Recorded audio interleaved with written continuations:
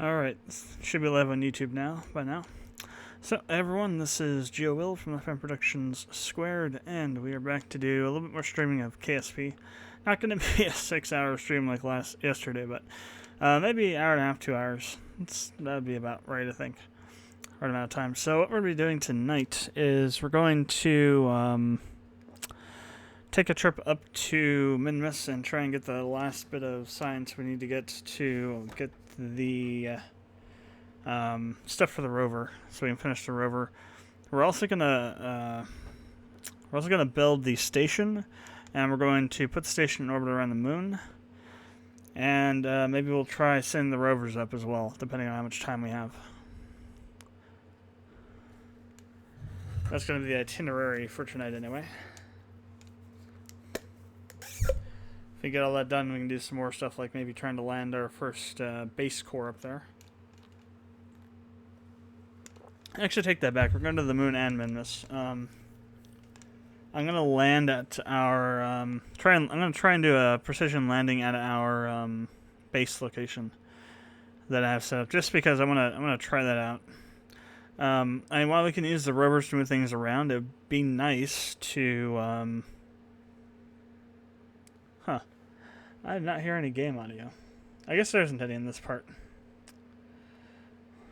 Weird, I never noticed that before. But because while we can move the stuff around with the rovers, it's also good not to you don't want to drive 10 kilometers with rovers with this stuff attached. So we still want to try and get as close as possible to our site. We're not going to land right at it every time. In fact, that's not what we're going to aim for, because we want to land somewhere near it, then use the rovers to link up the stuff. So yeah. But for this one, we're going to try and land as close to that spot as possible, close to the flag as possible, the coming soon flag. Because I want to get the science from the Kraken modules. And then if that's not enough, because that's going to be easier to get to the Minmus, and if that's not enough to get what we need, we'll see. We'll take a look at what we need and see. Because we got that was with everything, not just the Kraken stuff, but also that was with the Science Juniors and all that stuff too, because we landed in a spot that we hadn't landed in before.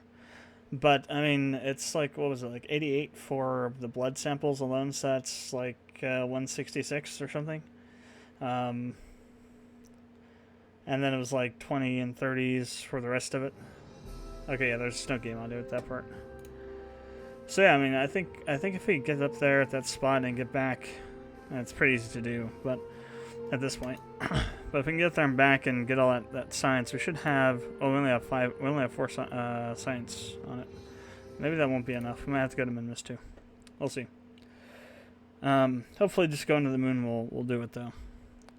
Possibly, if we have enough fuel, maybe we'll try to do a double landing. So we'll take off and land at another spot we haven't been to yet. Maybe on one of the polar regions or something. After we do the, let's go and get this stuff cleared out. I think this is the other flight's the Kerbal satellite. That's what it is. All this freaking Minmus lander debris from who knows how many missions. So what do we need? We need rover stuff. So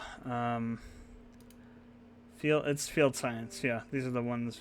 It's either these or these. One of these two. But we need field science. But everything we need is there, even the command stuff for that. So that's what, 300?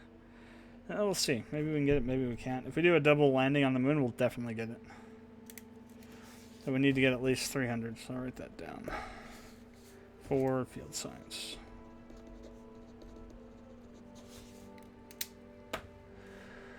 Alright, so let's go ahead and get the Minmus lander going. And that's moon, or Minmus. There we go. Go ahead and launch it. Yeah, let's take along somebody else this time. Let's do Jebediah, and wait, we have some other pilots, right? Jebediah's been on so many missions to the moon. Let's bring her along somebody else. Munamone? No, not you. Guzden. Let's do Guzden. Guzden and Valentina.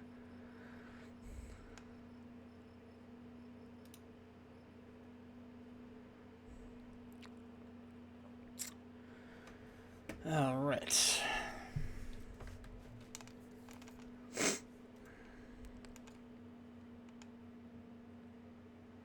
think I said this before, but KSP is just one of those games that it doesn't matter how old it gets, it's always interesting to play.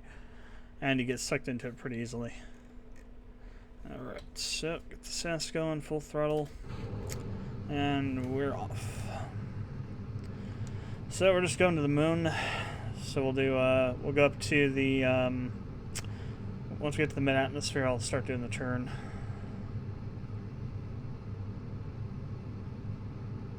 I think Valentina's been to the moon once before. This is Gustin's first trip off of Kerbal, though. Figured we got all these other pilots. Might as well use a couple of them. Because they're going to be doing various things. So it doesn't really matter in the science sandbox because they don't have experience, but still. Should use them, get used to seeing them because they're going to be doing various things. Oops, there we go. First stage is done.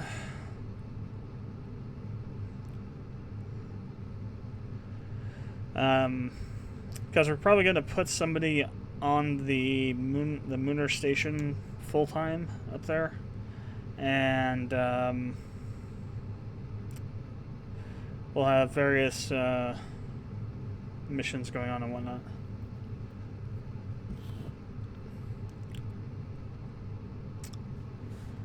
Okay, so let me go ahead and turn this around a bit.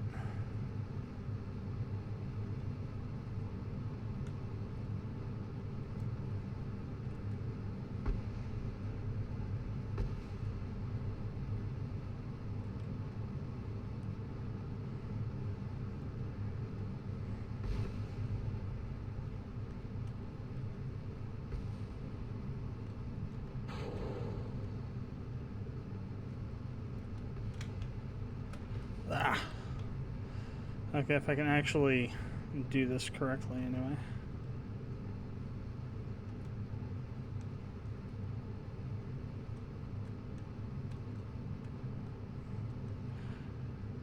You know, I think I'm on the wrong side of the gimbal.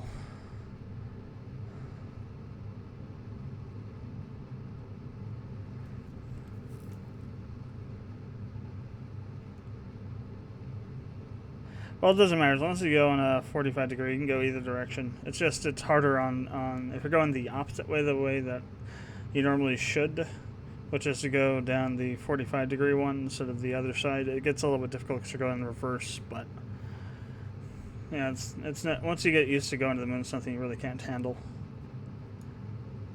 Where's the asteroid belt? Crap, we need to, yeah, no, we definitely screwed this one up. And if you want to go reverse, we need to swing over to here.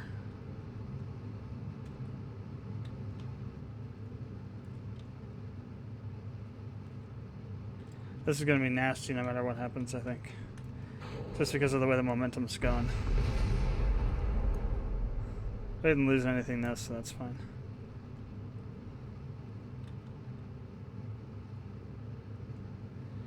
So actually what we need to do is we actually need to burn further because we want to pull the prograde over. If we just burn on that spot, it's not going to pull it over. So we actually want to go the other direction, kind of, and like force it over here.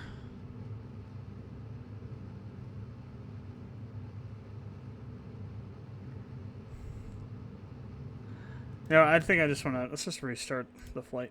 That's going to take too much fuel to do. And make sure we launch correctly this time. Hey. Okay.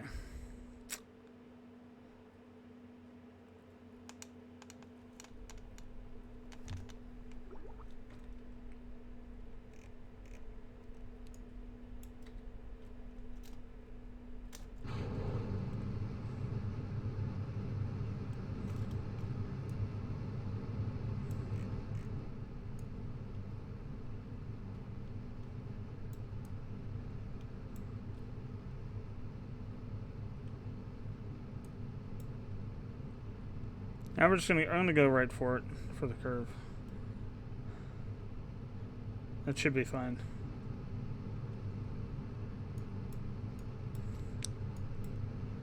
In fact, you should be able to save a little bit of fuel.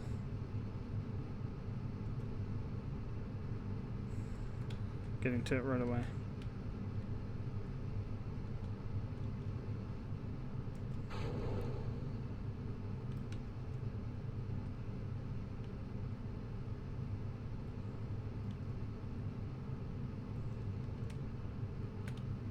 Whoops. That's gone way too far down.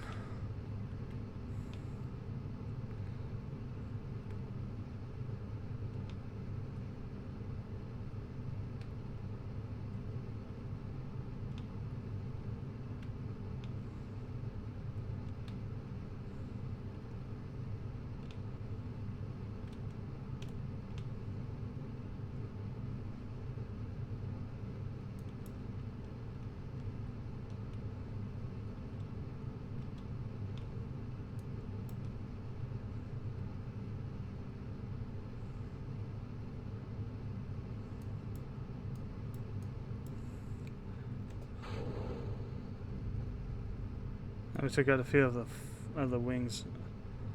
Actually, took out all. Oh no, we didn't. That's not. Yeah. No. Yes. Maybe. Yes. Possibly. I think we did take all the wings out on this one. Oh well. Yeah, we did. Yeah, we did take them out on there. Oh well. It's not that big a deal.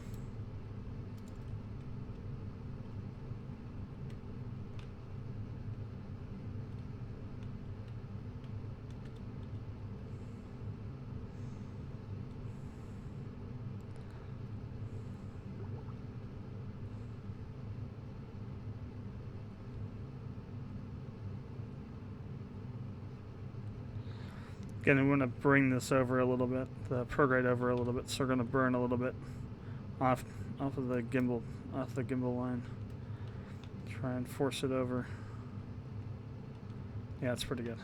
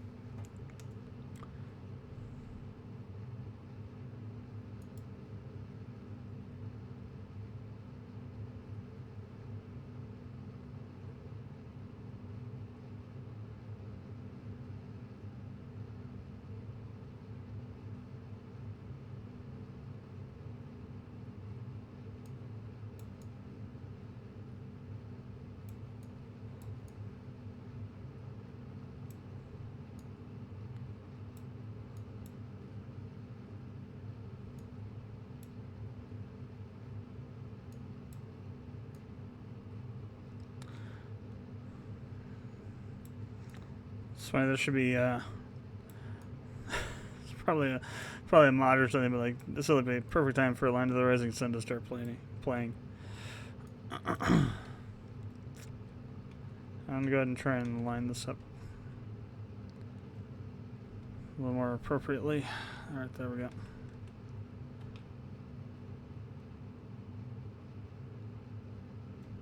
Okay, let's go ahead and start going down towards the horizon line a bit.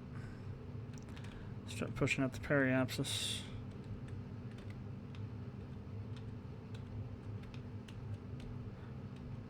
We've got a bit of a separation between where we are and the apoapsis. Actually, I'm going to go ahead and stop burning. We need to get a little bit closer to the top of the apoapsis here.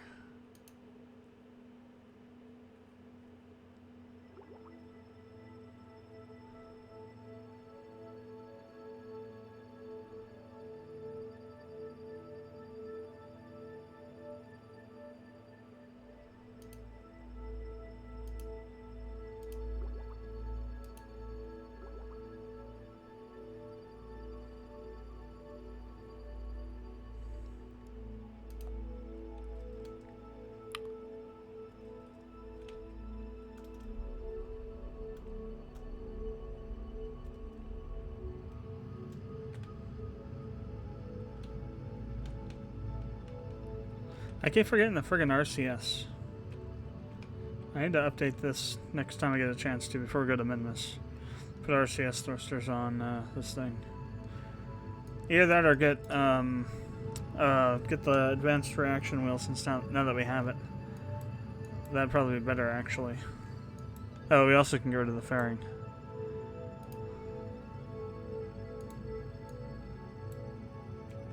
Okay.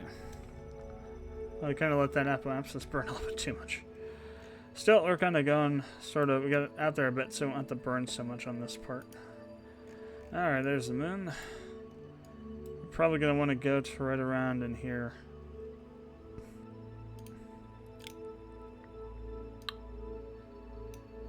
Okay, let's rotate this a bit.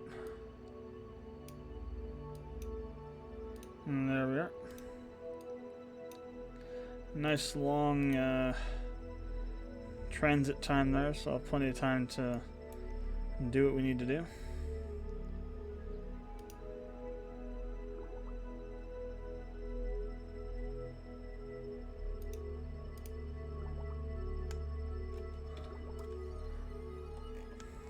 Actually, might be out of fuel on that. On this. Well, then we got a little bit of fuel left. Never mind. No, we don't.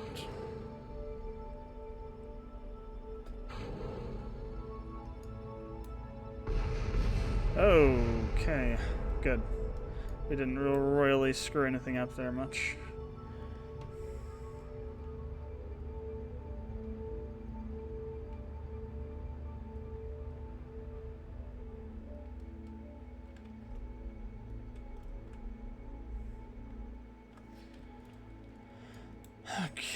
Okay.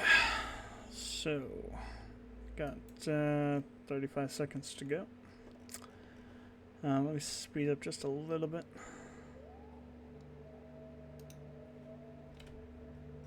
Alright. Let's go ahead and get over to the moon.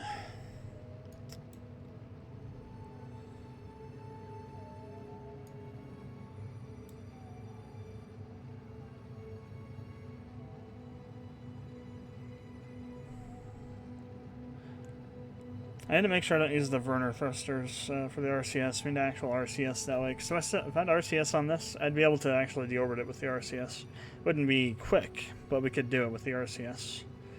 So I need to make sure that instead of using the Werners, we're using RCS. Actual RCS thrusters, monopropellant thrusters. That way, if we ever run out of liquid fuel, we don't have that issue of having to rendezvous with it and then, like, friggin' smashing it out of orbit with something. I mean, that might be fun to do, but it's kind of annoying.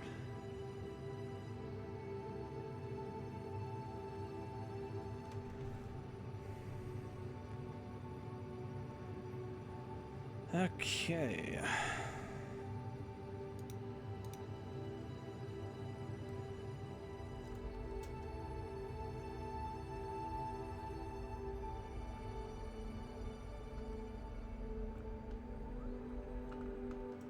That's about right. It's close enough anyway.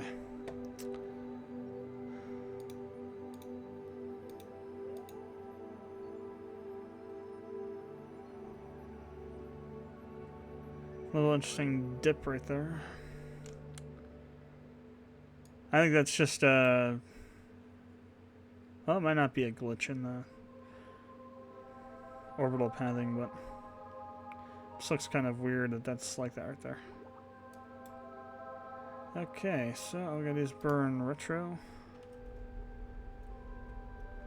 Yeah, I definitely need the bigger reaction wheel. Maybe even two of them so we can swing this frickin' thing around a lot more easily.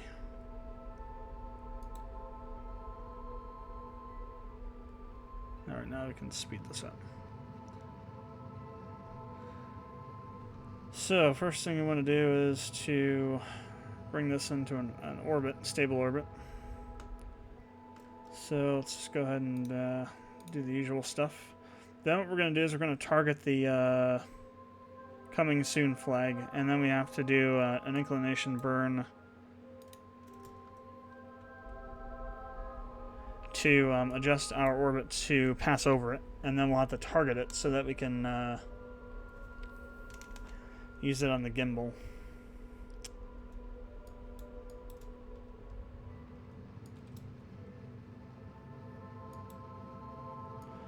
Oh, goody, it's on the dark side.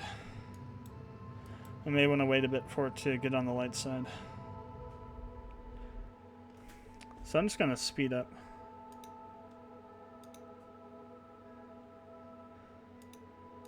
Actually, quite a whoa. That was a little too fast. Jeez. Okay, where's the flag at now? Okay, it's on the light side now. Good. So we're going to set that as our target. To be honest, we're kind of already almost over it. Oh, sort of, kind of, not really. Wow, 8.2 off. Never mind. We weren't that close to it. So I'm going to go ahead and set up a maneuver here.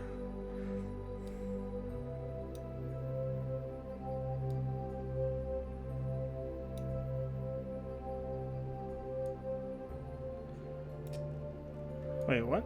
Okay, no, that's for the moon. Okay.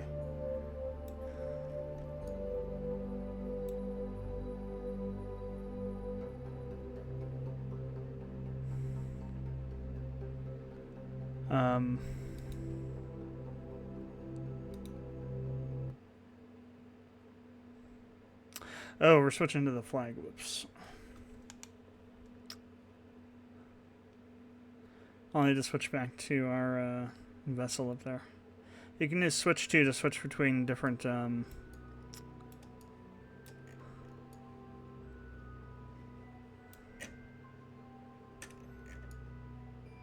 vessels. Problem is I cannot see it from down here now. So what I'll have to do is I'll have to go back to the site center. Oh, tracking station.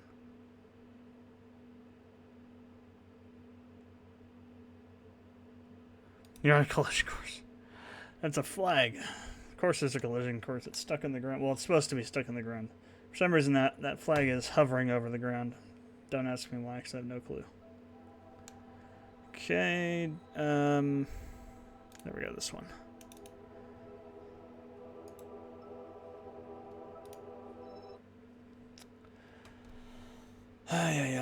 Okay, so we need to adjust our angle some more.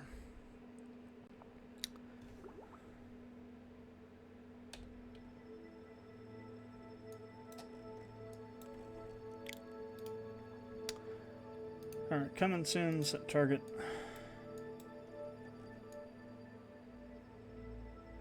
I think we need to get a bit closer, to be honest.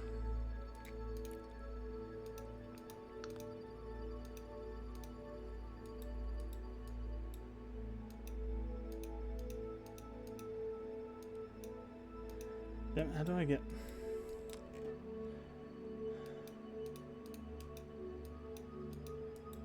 Oh, there we go.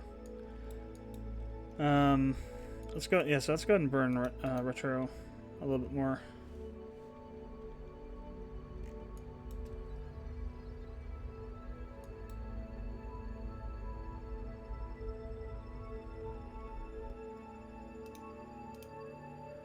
And we'll burn over here, and this should swing around the periapsis.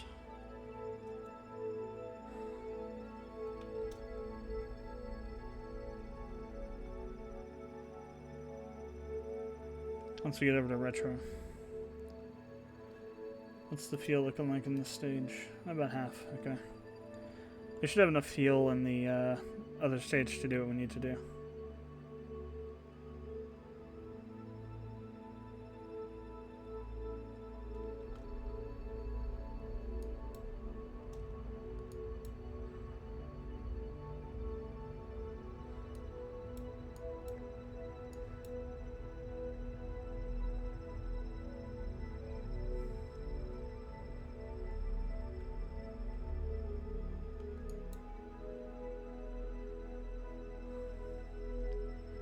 So I'm gonna probably do. I want to make sure the periapsis is over here somewhere. So that as we're burning in. Actually, let me go and warp over right next to it. So we'll put it basically where the apoapsis is. That's probably even still not enough.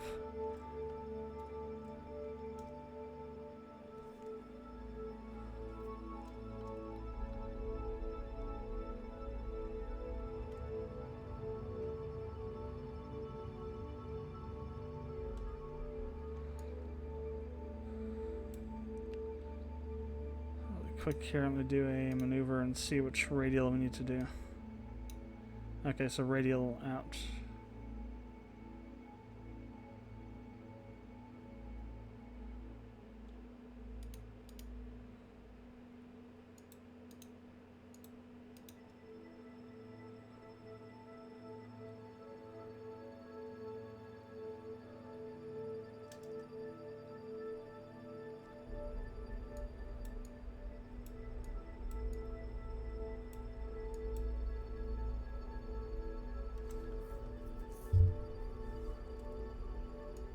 So I probably want to put it over here where the descending node is. That's probably a good space for it. This distance. Okay, now we need to do an inclination burn.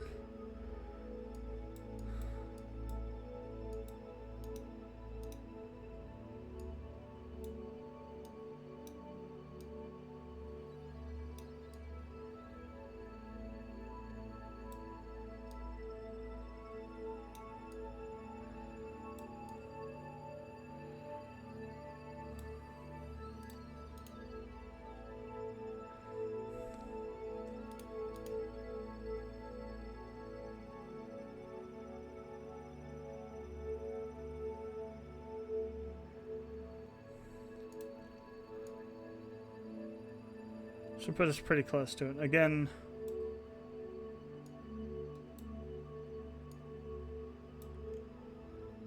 wasn't that supposed to be in the... Oh, that's right. No, it wasn't going to be. It was going to be in the crater, then I decided to put it out here.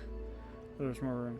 So that should put us pretty close. It's kind of hard to tell if you're right over it because just of how the way it looks, how the way this camera works.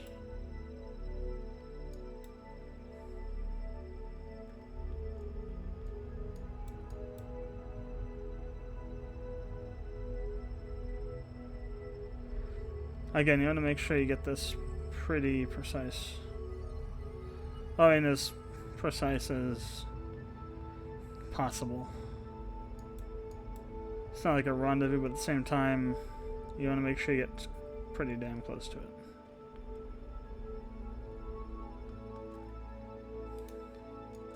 Alright, so, let me warp to here. And then we'll do a save.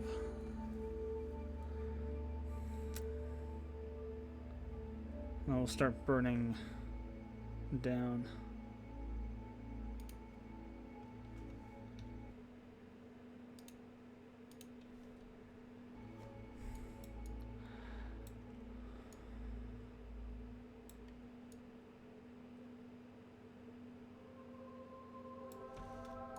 I'll have to make adjustments as we go down. But overall, we should be able to land pretty close. Again, we don't really want to land directly on top of it. We just want to land in this general vicinity.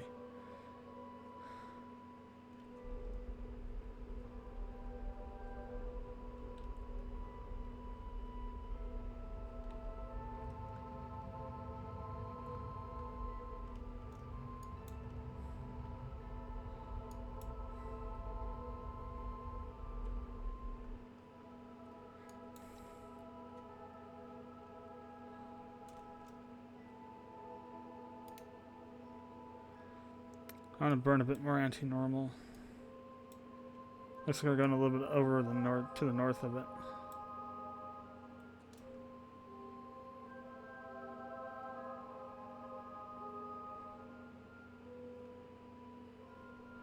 Whoops.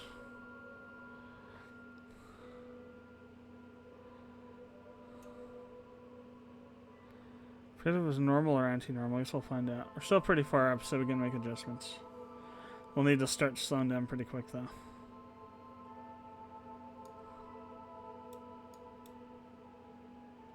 So I'm going to use too much of the fuel that we got left, because we'll need to use this engine to slow us down enough.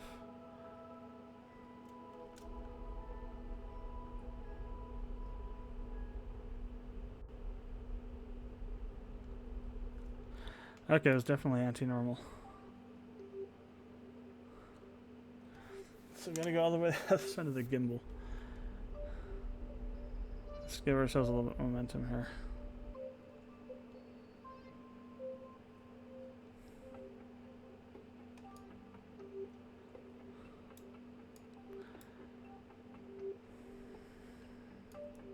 So I'm going to land either somewhere by it, like over it somewhere, or to the south of it a bit.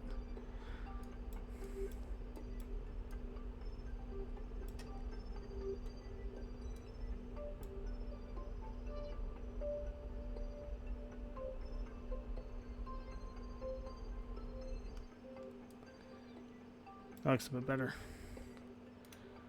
Alright, let's go back to retro.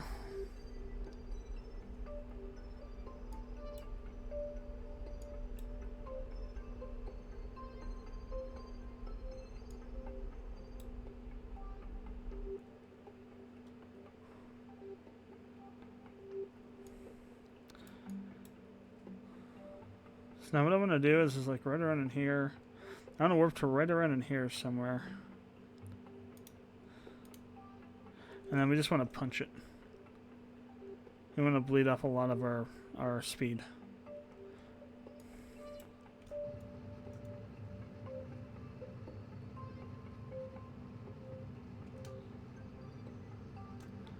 Not all of it, but a lot of it. Because what we're going to do then is... Why is this thing like flipping around for? It's not even on prograde anymore. What the hell? I guess it's because Guzden is piloting or something.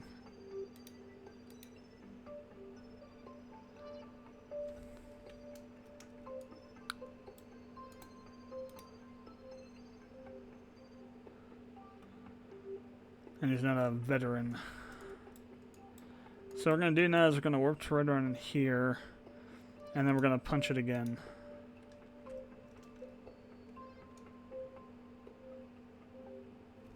We'll switch over to this mode.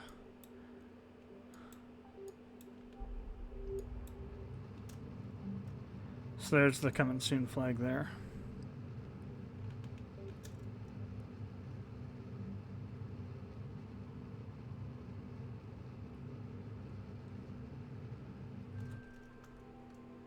We're just going to go ahead and drop this stage.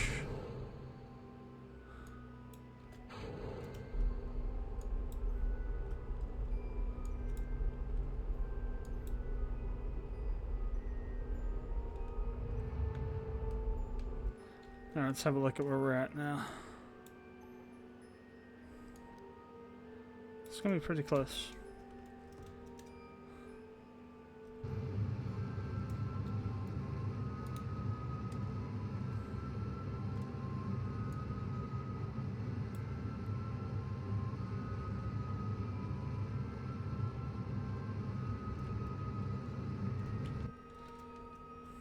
So I'm going to turn SAS off.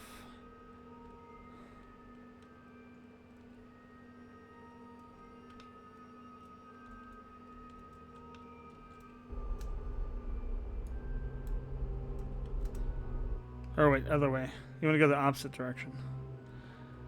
Whoops.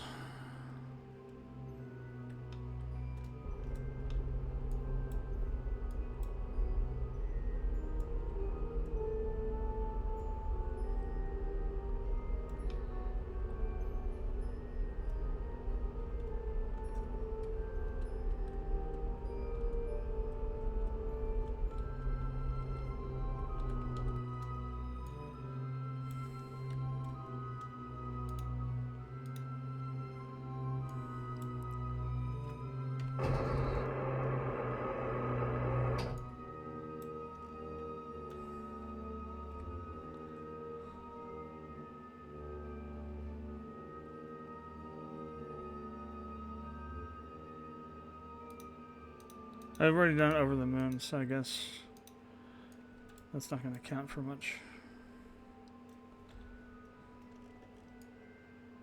Yeah, that's about exactly where we want to go. So we'll let ourselves go down a bit, and then we'll start bleeding off our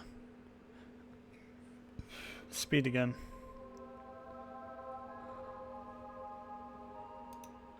It's going to time up for a bit. Probably down to around, I want to say 25.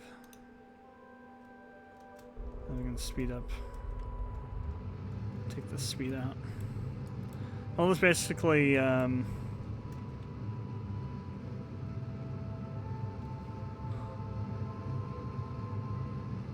this shouldn't change much from where we're going. It's just going to pull in the other side and make us a little more vertical. Again, the goal is to get within, I want to say within 10 kilometers of this thing. So if we get anywhere within 10 kilometers distance from where we land at to our flag, I'll be happy about that. That we don't have to rely on the rovers quite so much to get around. I will still need to use them, but we won't have to drive them a whole hell of a lot of distance away. I also want to try and save some fuel because then we're going to get back into orbit and then land on one of the poles, so we can do a grab on the science from there. Hell, if we have enough fuel to, we can maybe even get both poles at once. Do one set of experiments on one pole and one on the other. Alright, let's go ahead and speed up. Pretty much from now on, we're just going to go just straight full power.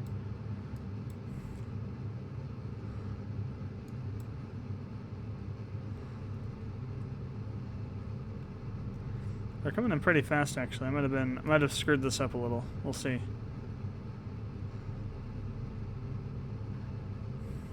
Maybe not. Maybe I got it just right.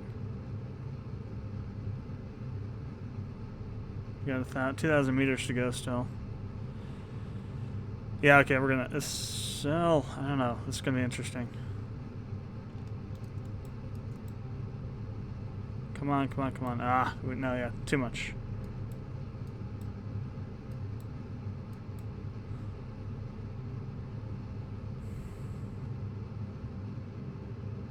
Way too much. Almost had it though. Almost. I waited a little bit too long.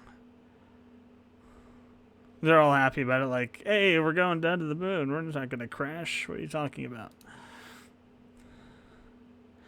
Alright, it was 13. So we got the positioning correct. I think we're within 5 km even of the target. I didn't look. Yes, that was pretty good. Aside from the going to crash part.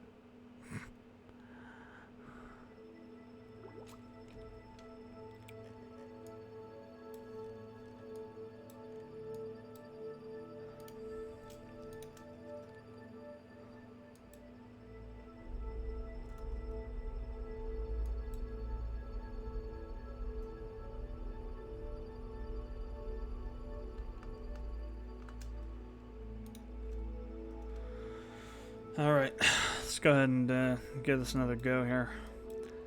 The problem with the precision is that you have to do it, you have to start slowing down at different places. Like if you're just landing on the moon somewhere, you start really early on and then you go. When you're trying to land at a specific point with a specific target, then it gets complicated. Oh, it's already the target, okay.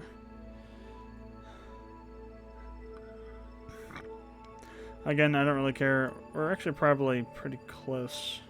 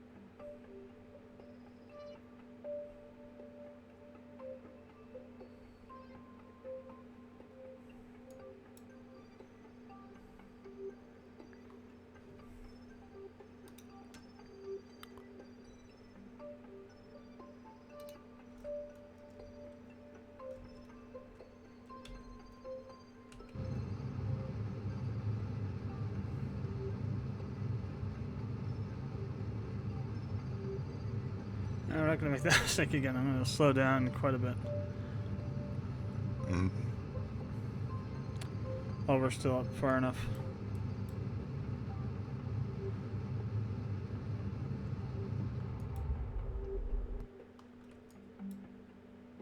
We're going to be kind of out a little bit further than I would like.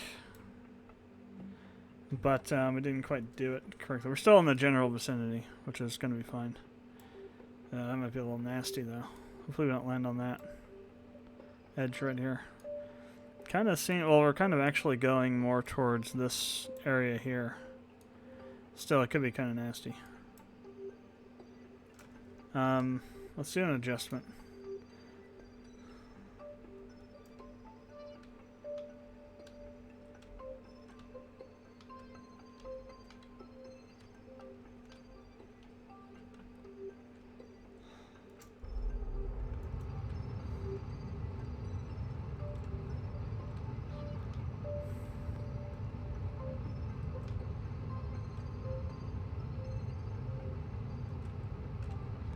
Crap, trying to find the spot is really annoying.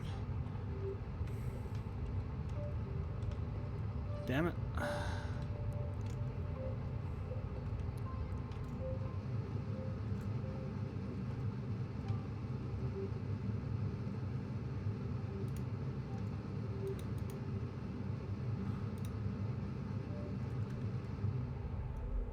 Okay, we might have screwed this up royally. Well, yeah, we did screw it up royally.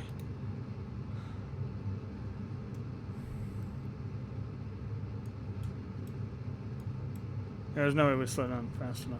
Damn it. Crap. Alright, so let's try a different. So what I'm going to do is I want to just basically get almost over it, and then I'm going to just like full burn on the... We're still going to do the inclination burn to get us a little closer.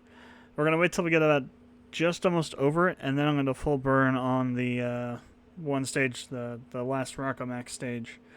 So just kill our speed, period.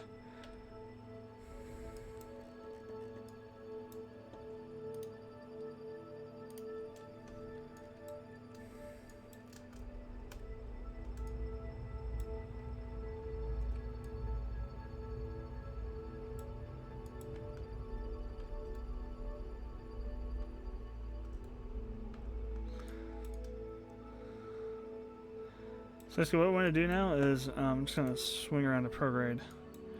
Let me go to here so that I'll warp before it so we can get to prograde. But then once we get up to this, once we get to this ascent node, we're just going to hammer the retrograde. Okay, we're moving it back because the SAS isn't. I don't have enough power on the SAS to. Still, it's going to be like right about in here. We're just going to hammer on it.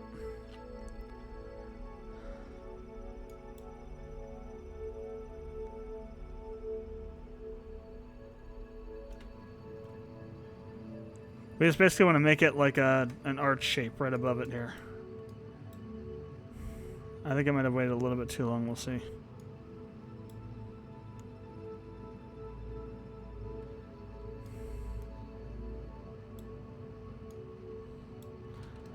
Yeah, I waited too long. Short. Okay, let's try that again. First time doing it, so it takes a little bit of jiggering to get it right. The other problem is the SAS isn't very good. We don't have enough power on the reaction wheel to turn this thing, so I have to use the engines to spin it around a bit, which screws everything up. So the two things I'm going to do, put RCS on this thing and the larger reaction wheel. Maybe even two of the larger ones. Alright, first things first, anti-normal.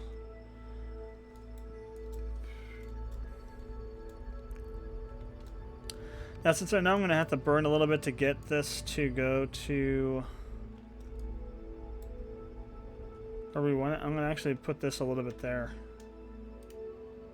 So when we burn it right about here, to get to retrograde, it's gonna push it over where we want it about.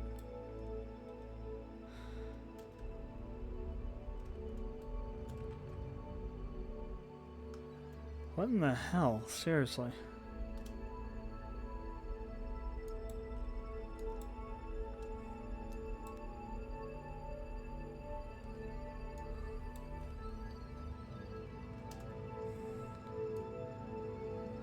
Does it really matter that much if you have a veteran pilot versus a non-veteran pilot? I'm just going to leave it on full blast. I think that we'll need that to get us... we should be able to bring it in by the time we get like right to here, I think.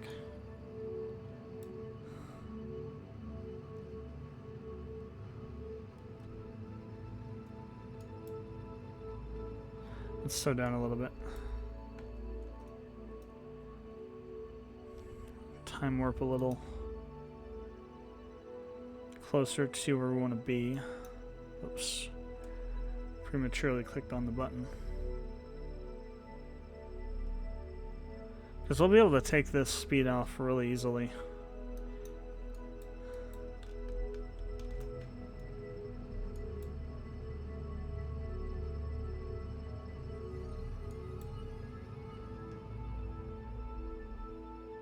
This thing's just flipping all over the place. Get rid of that goddamn thing.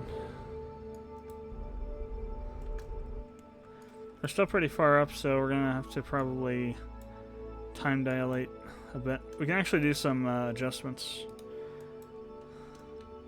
If we can figure out the proper way to go here. Actually, other way. Or no. Let me see. So it'll push it the opposite direction of where we're burning. So if we want to burn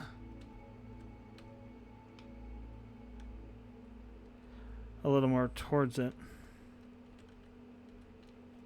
let's turn SAS on to get stabilization. Probably what I should have done in the first place.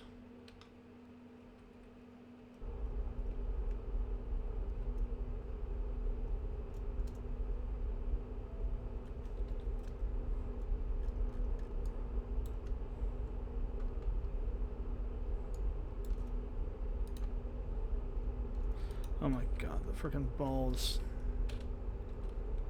What is going on?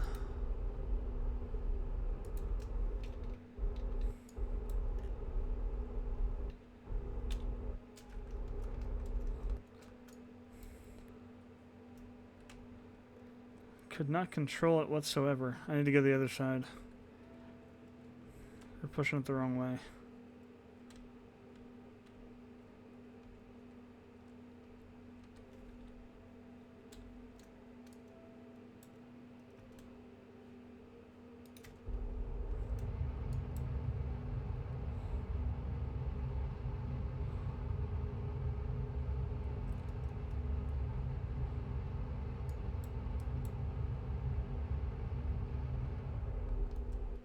There we go. Now we're talking. Jesus. Well, we got a long ways to go, so...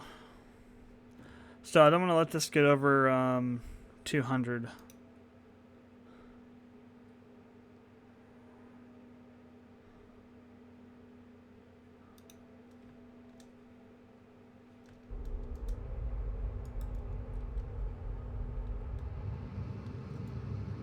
Even though we're way up here, we still want to make sure we control the speed.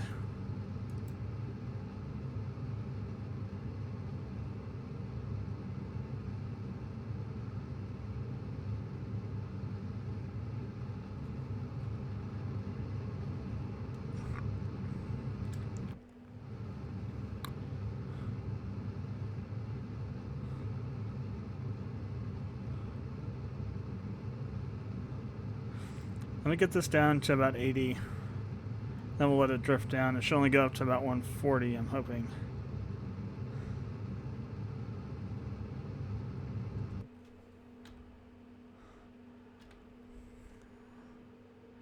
Then we can time warp a bit. It's going way faster than I thought it would. In terms of the speed.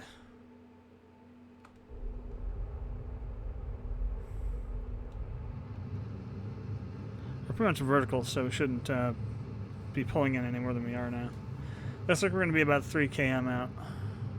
That's still way better than the 10 km goal I set. Well, we'll see when we land, actually.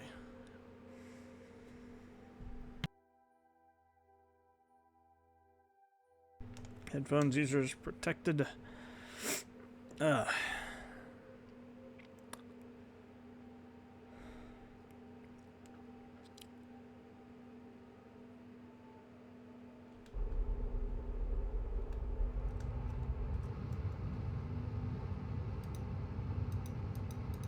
So you can't actually time dilate while you're burning, huh? That kind of sucks, but whatever.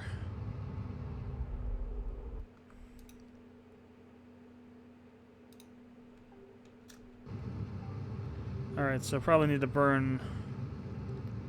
Maybe not full all the way down, but we need to burn full for a while.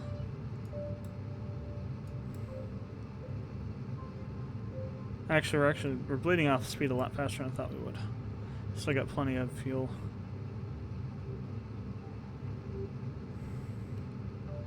Let's go ahead and get down to 50. Now we're still pretty far up, but at the same time it's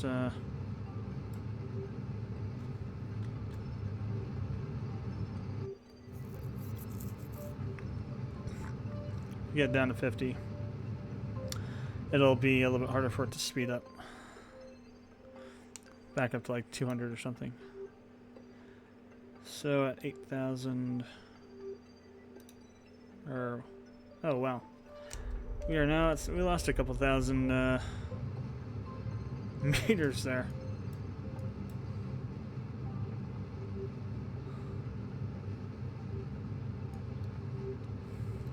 That was interesting. Oh yeah, we're definitely under 10 kilometers.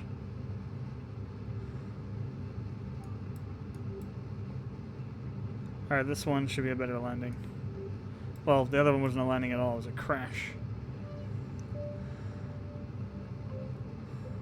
We're already in much better shape than this one. Just gotta do our thing to get down here.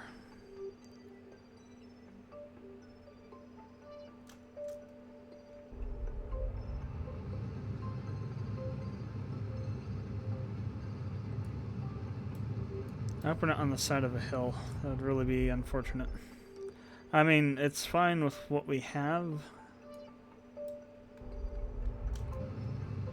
Look at our horizontal speed. That's kind of unsettling.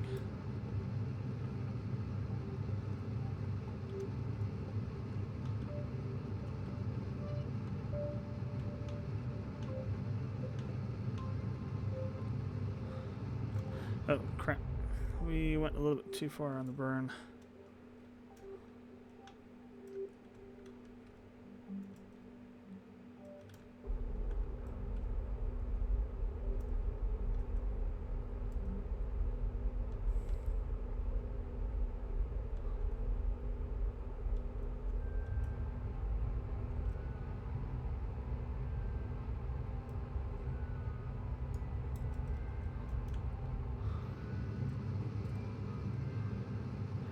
Actually, so I want to burn back over this way a bit.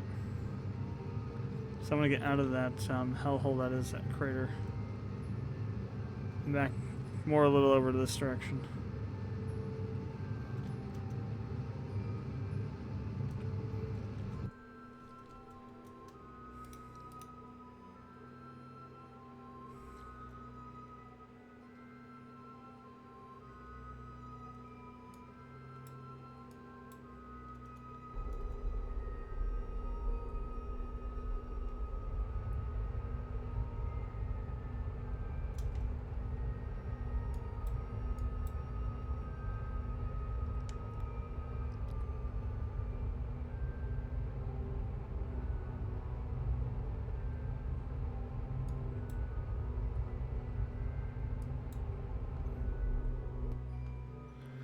Alright, let's let the retrograde carry us up a bit there.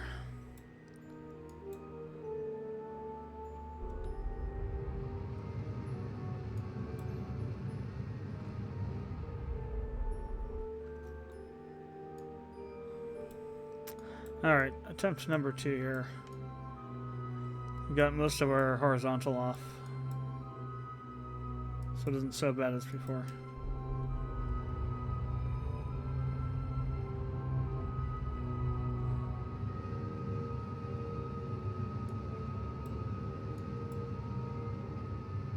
I still got a little bit of a horizontal, so I'm not sure what's going on with that. Never had that issue before where it's just been like this weird horizontal movement. Yeah, it probably has to do with how we were landing.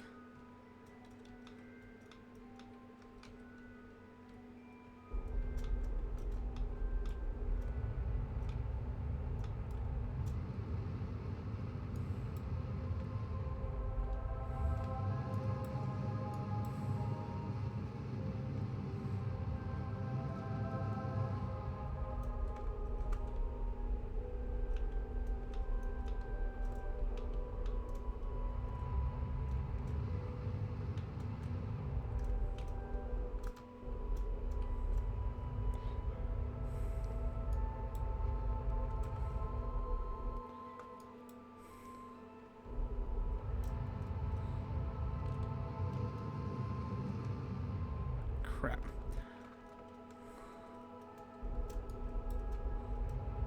Not liking this at all. We're really going really too fast.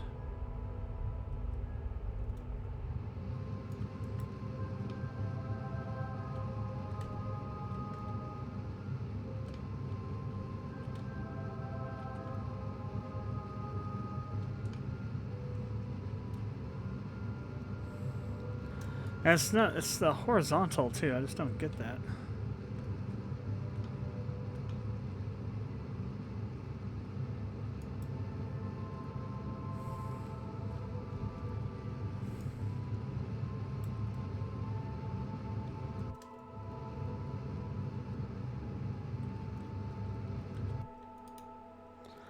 Let's try this again.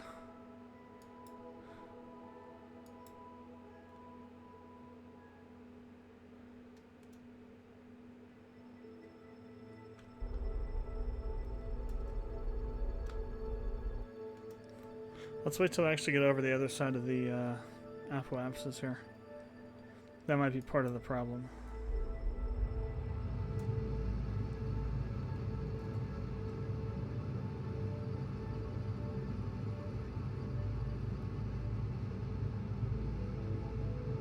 So we don't have enough time to burn off all the there.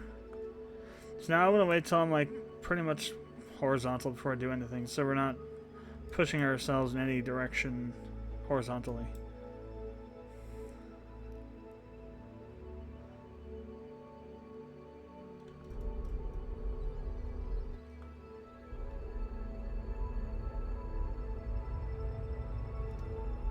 Let's see if we get the horizontal speed going again.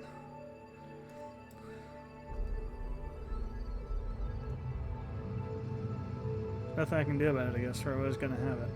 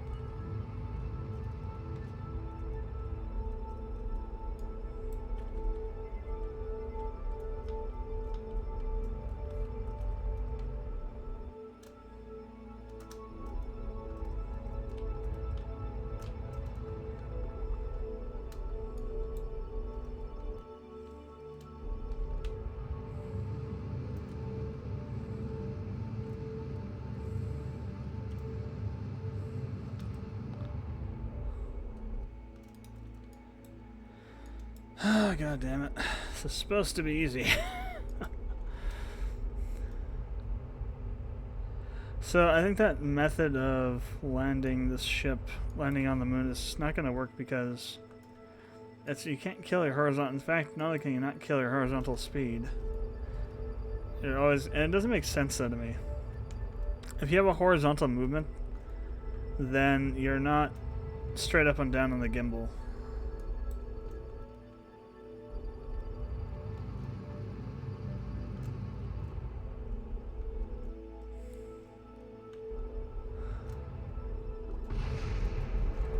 Yeah, I figured that much. Alright, we'll have to try a more traditional way of landing then. It doesn't make any sense to me. Something is not working right. If you have horizontal movement, retrograde should be however many degrees that is on the nav ball. Because you're not really centered. You're not really going straight up and down. I'm blaming it on Gustin because he's a noob. And it shouldn't matter, but he doesn't have the veteran thing on, so I'm gonna blame him. Yeah, maybe I should line to target, actually. When we're coming down, that is.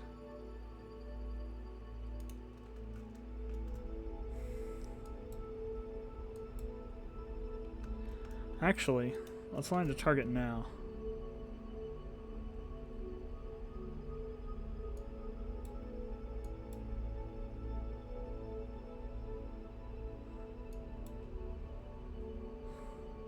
Rather, sorry, anti-target. We want to burn away from it to land near it.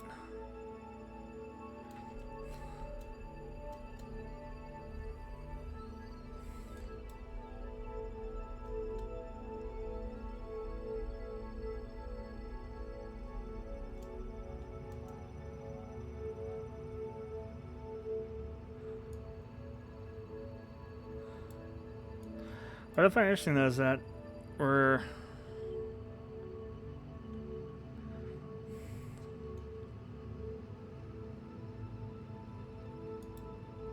it's not altering the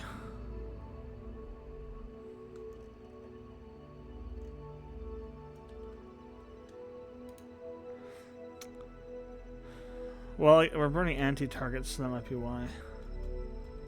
I don't know. To me, when you're burning towards or away from a target, well, yeah, I guess if you're burning away from a target, it would be shifting it away. Towards should be move it towards it, but again, whatever. I haven't tried using the target's nodes when trying to deal with something on a planet.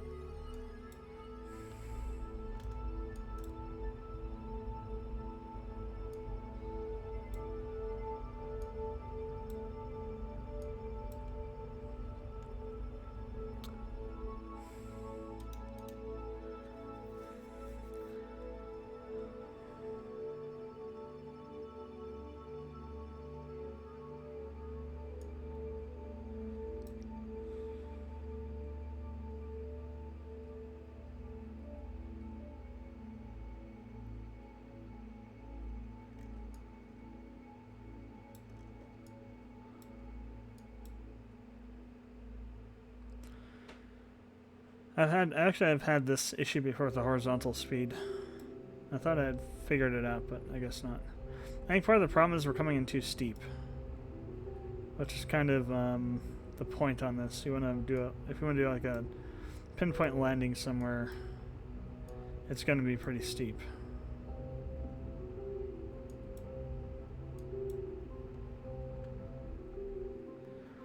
All right, let's try going to there.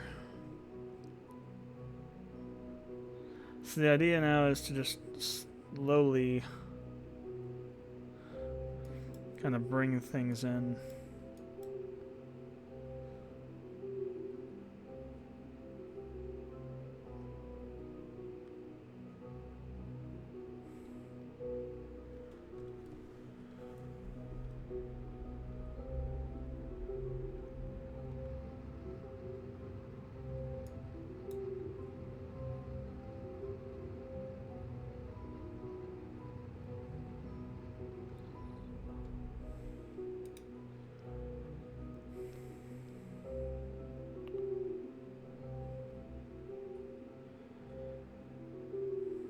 really need the bigger reaction wheels, to be honest. That'd make this so much easier. But not to rely on engine thrust for momentum. Which would make all the difference in the world, I think.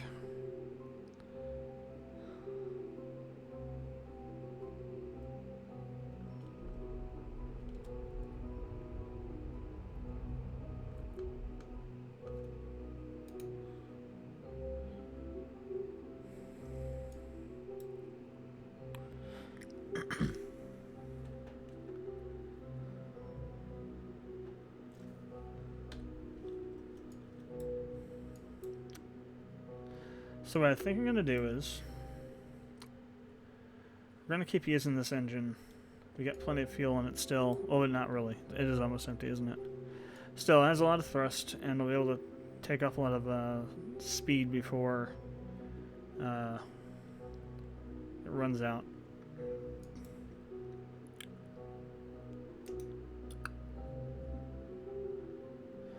So I'm thinking as we get to about 50 to 45 km.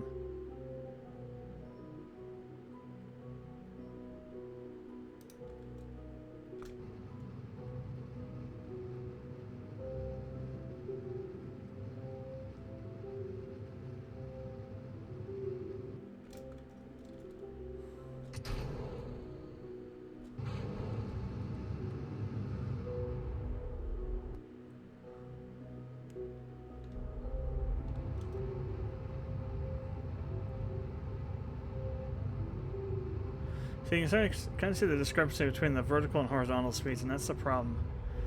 Because when we drop the vertical down enough, by then the horizontal is go in the opposite direction, so we're kind of skating across the surface.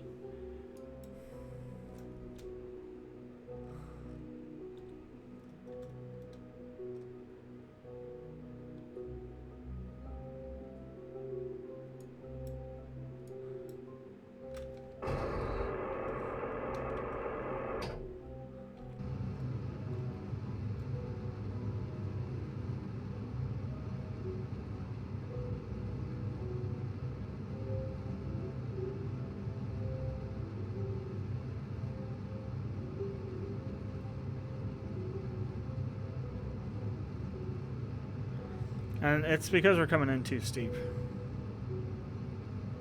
I'm pretty sure. See, we still got 100 to bleed out, but we're already down to almost nothing on the horizontal. This is definitely part of the problem.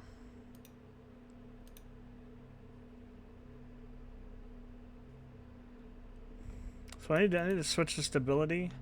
And I need to put this just square on top of the gimbal, I think. So when we're burning, we're not adding anything to the... See, we're actually adding to horizontal right now. But that might be a good thing. Maybe we want to do that. Because it should be adding it to the direction that the retrograde is in.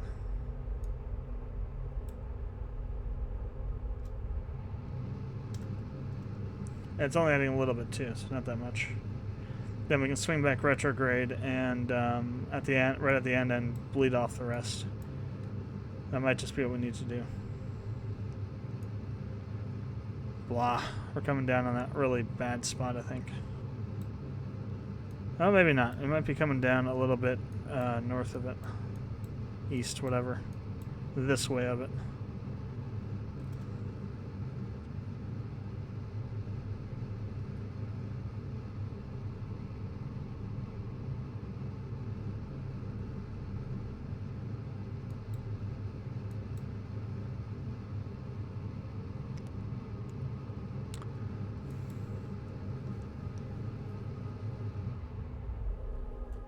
I'm going to switch to retrograde for a second here.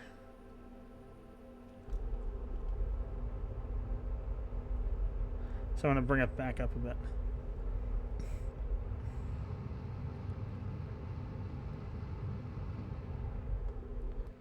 I'm going to switch back to stability. Go back right on top of it.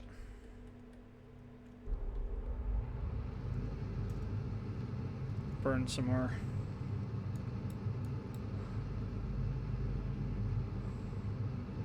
This isn't your standard landing sequence.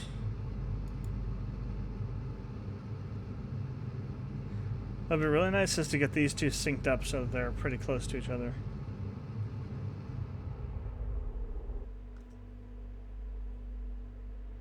Retrograde should come back up on its own.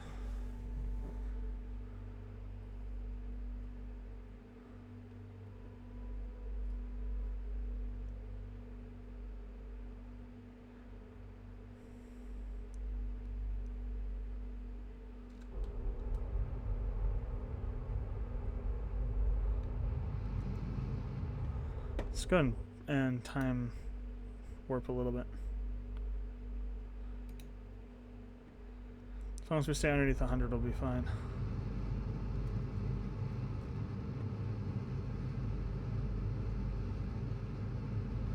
Alright, so before we land, we'll need to swing over to retrograde and kill off our horizontal. Because we're going the other direction horizontal this time.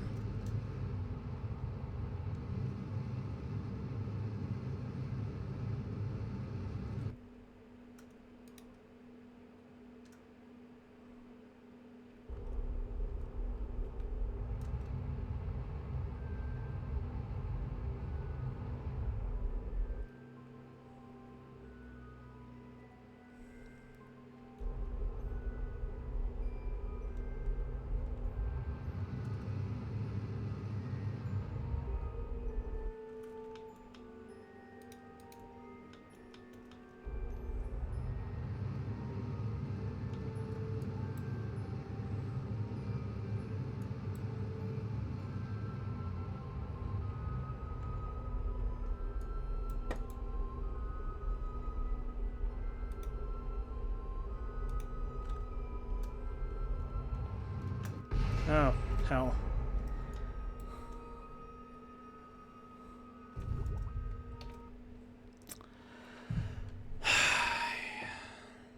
Okay. I give up on this. This is total bullcrap. Let's try and do this the right way. So what I'll need to do is...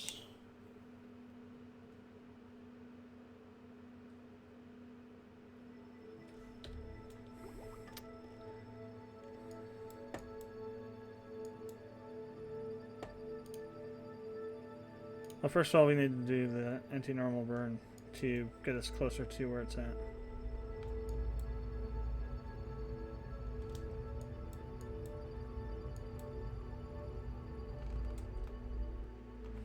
And then we'll burn retro.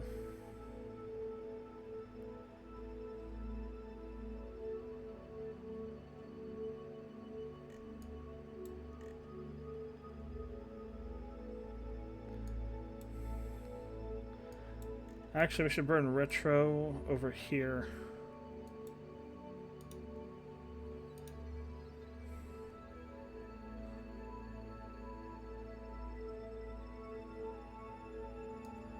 Because we want to swing the periapsis around to around right here so we can bring it in.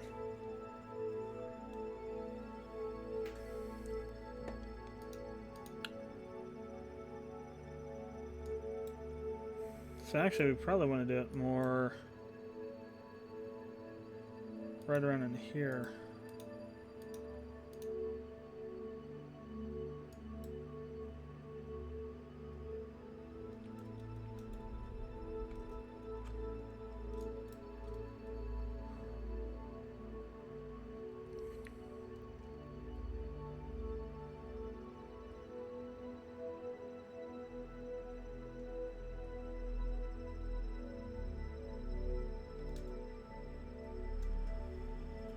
Ay, ay, ay. This is supposed to be a quick thing to get up here to the moon. Hell, it isn't. Okay, there we go.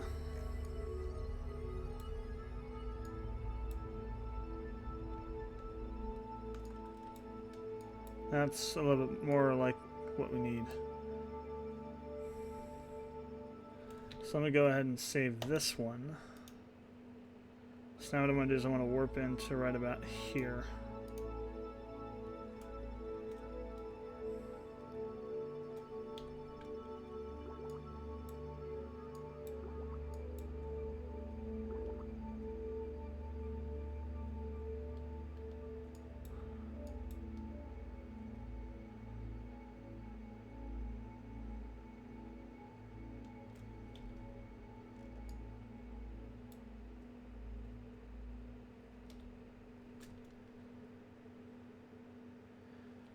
We should have plenty of power on this engine to slow us down.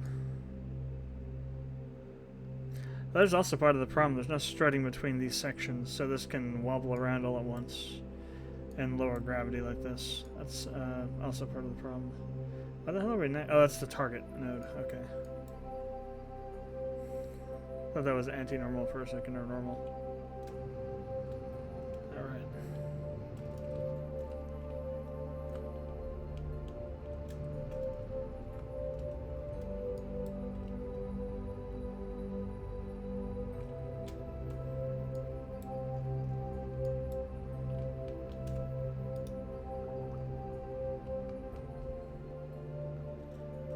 You probably didn't put it out far enough, actually. Even if we land over here, it's fine, because we can drive there. The idea is just to get near this thing. I don't really give a crap anymore how far away we are. I just need to land this damn thing.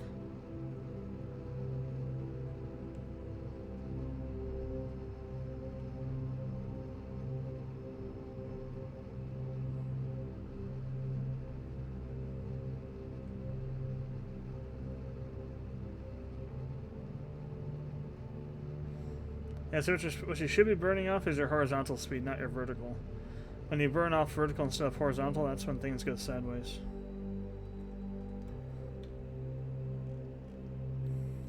And that happens when you come in too steep. This is actually it's gonna be a textbook landing attempt here.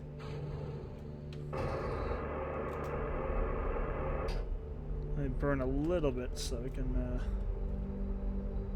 have that hit the ground first.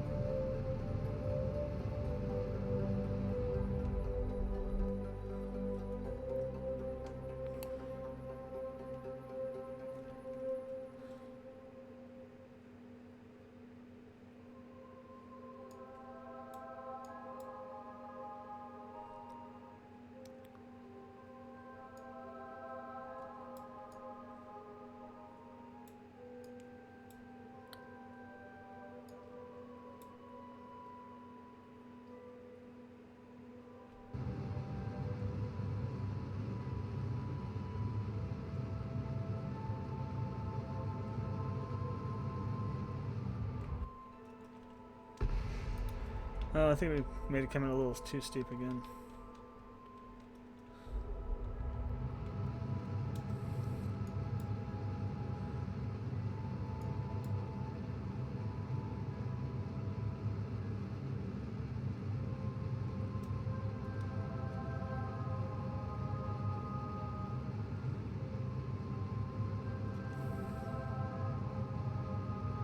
So I'm going to bring this down as far as we can, then we're going to switch retrograde. Try and get as close to our horizontal as possible.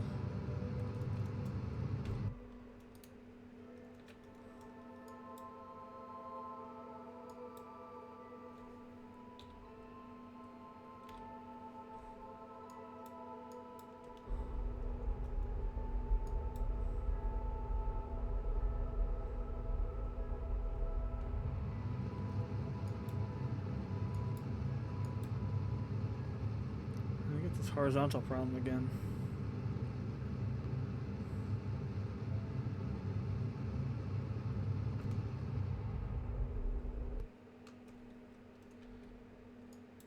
Alright, let's try and do this manually. Pain in the arse, but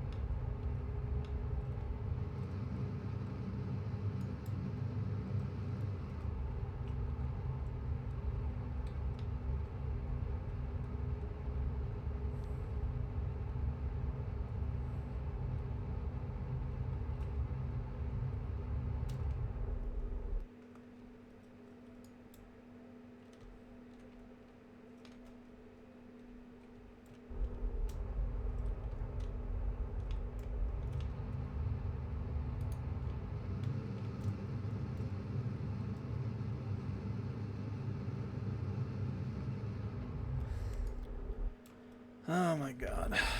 Still got a problem. And we're just making it worse.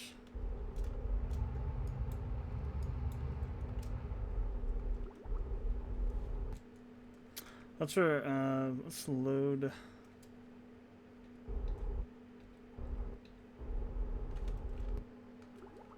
Well, maybe.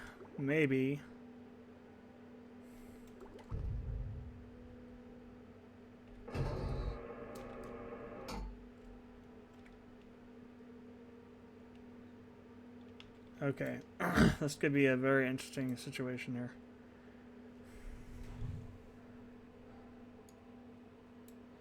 Alright, so let me run our science here. So it's 88. I'm gonna count, let's see how much we actually got from this. 24. 40. 48. 16. 32. 40 again. Alright, so what does it all add up to? Let's see. So 88, 80, 32 and 24 is 56. Another 48. Oh no, we just did the 48. 16. And oh no, it's 24 and 32. So yeah, 48 and 16. So there. So that's in there. This is there. These are there. 56. Yep, and 40. Okay. So 8 and 6 is 14, and 6 is 20, and 8 is 28. Let's see, 8 and 2 is 10, 18, 22, 23, 26. So 268, if my math is right. Now let me send Gustin out.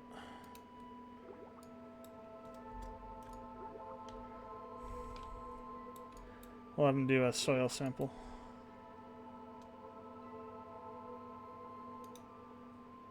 So that's 120. So that makes 388.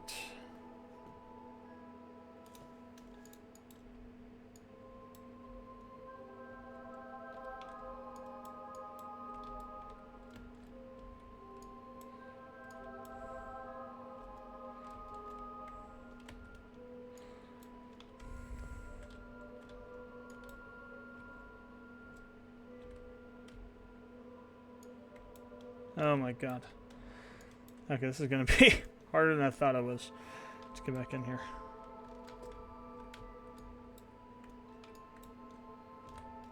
Ah, come on, you moron.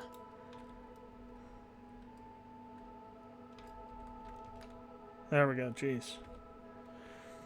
Actually, yeah, send him back out a second. We'll do an EVA report with him as well. Might as well get as much as possible out of him. So that's 0. We've already done EVA report here, I guess. Reset. Crew report is probably already done too. I'm not even gonna bother trying to go. So that's 388. Well, if we can go. Okay, we'll make a save first of all, because this can go very wrong in very many ways. This is essentially the same kind of situation I found myself in on Minmus. Except I actually have a little cliff here that we can try and do right away.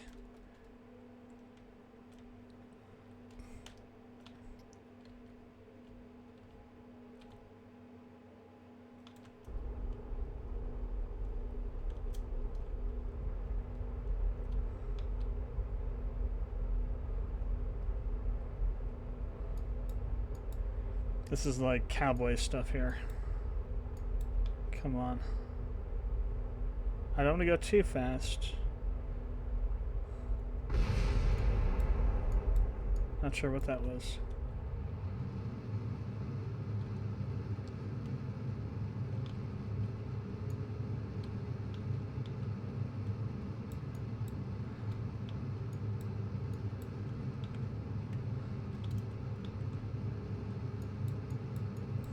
Trying to see what might have exploded.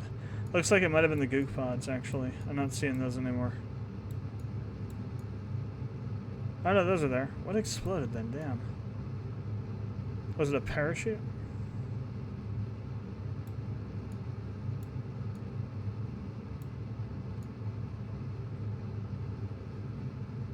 It might have, oh, it was the microwave. That's what it was.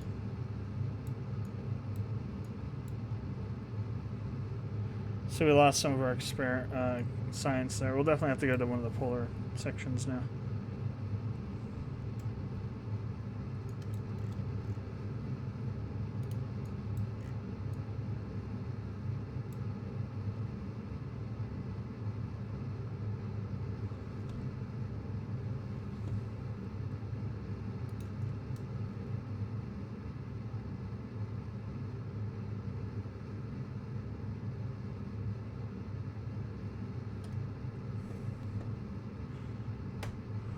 We'll try and actually land this correctly this time.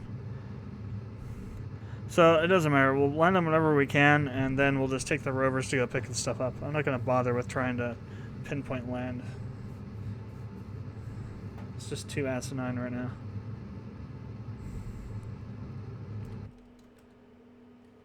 Alright, so I'm going to switch this to stability.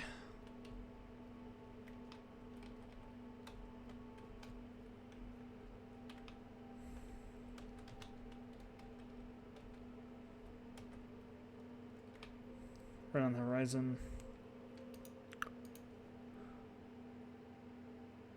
It's right about there. I was trying to pull the periapsis out.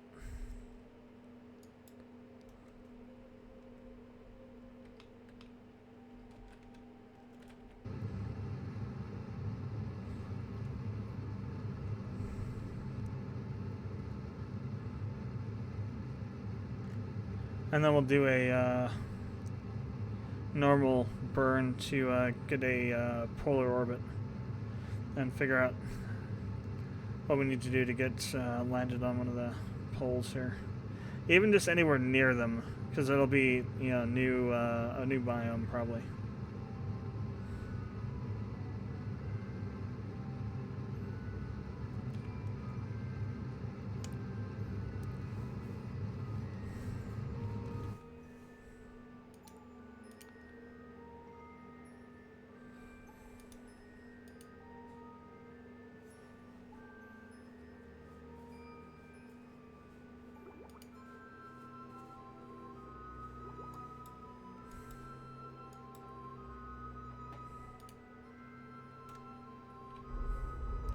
Was I in target mode? Maybe that's why.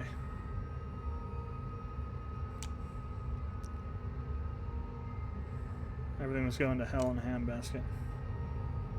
Gimbal was set to target mode instead of orbit. We'll need to get at least 40k, I think, so we don't smash into anything. Alright, that should do. So what I'll do is we'll go over to the descent node, and like I said, we're going to burn normal. Don't have to worry about the SAS now.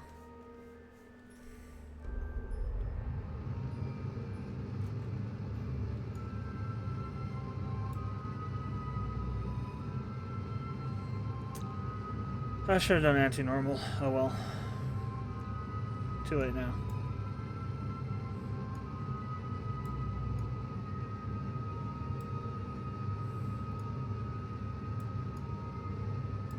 Even like anywhere around up in this section up here will be fine.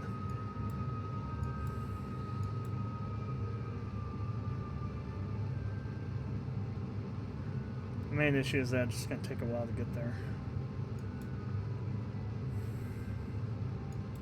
Hell, I could land in this crater and it would be fine. As long as it's not the Midlands. Yeah, right now we're over the East Crater.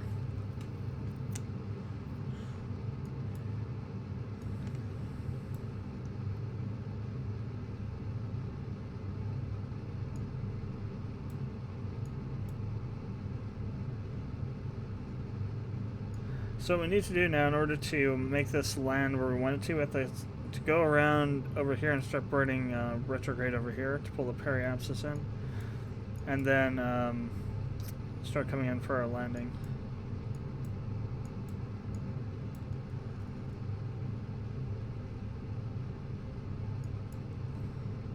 So I want to make sure I'm nowhere near the Midlands. So we're going to try and get as close to the pole as possible. One thing I'm wondering is, do we have all the legs? The lander legs? Oh, we're missing one.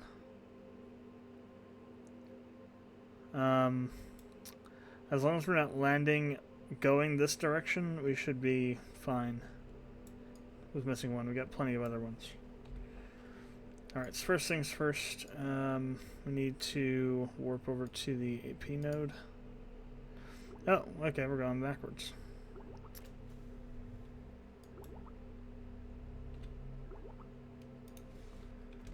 Let's go and swing retro, start pulling in. So it's going to be over this area here somewhere.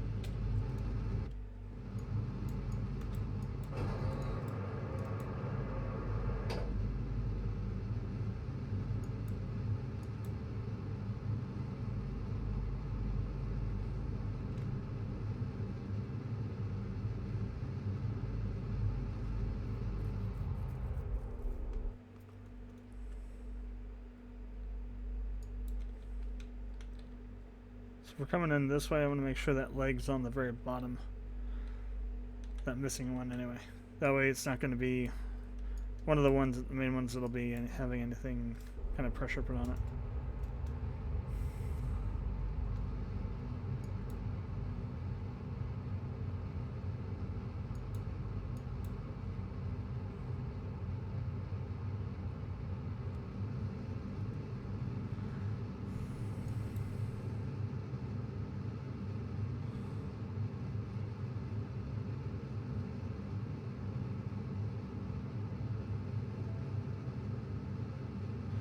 So I definitely don't want to let this horizontal speed go below my vertical speed.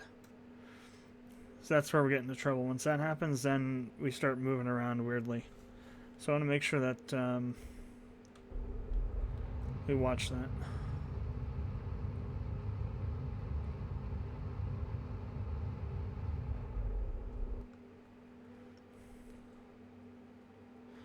Still pretty far up though.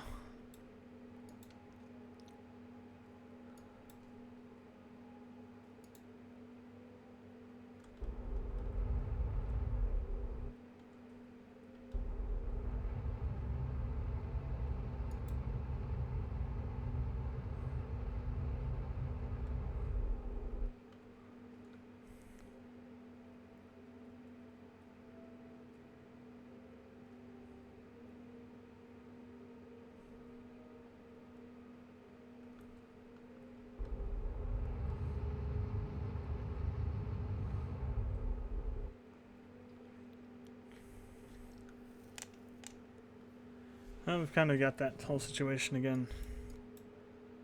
We'll see what happens.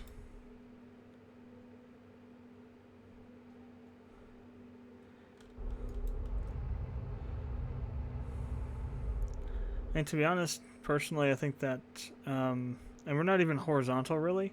It should be burning more, bleeding off more of our vertical speed than horizontal, so. I'm not sure why it seems to be it's doing the same rate.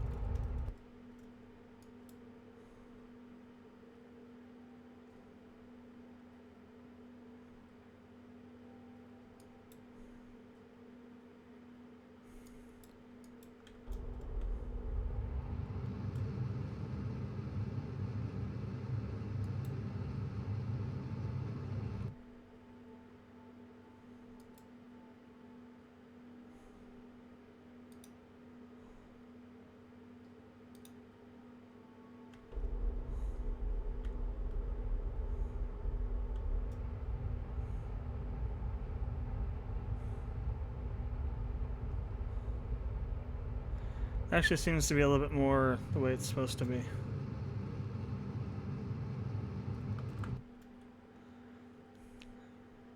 So now we're not bleeding off quite as much.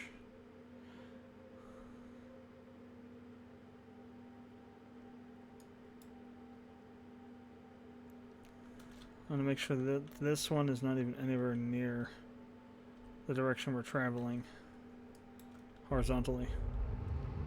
So that'll just cause all kinds of problems. Ah, crap. C instead of X again. Damn, it's the second time.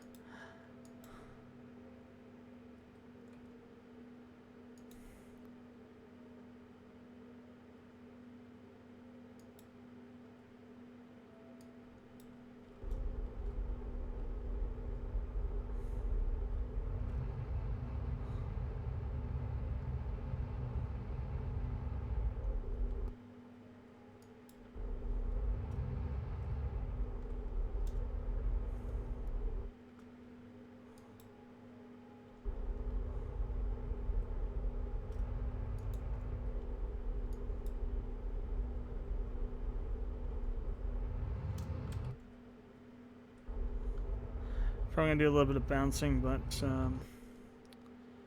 shouldn't be so bad.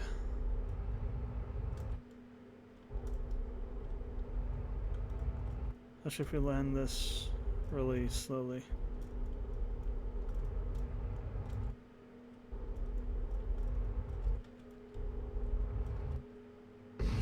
Oh, crap.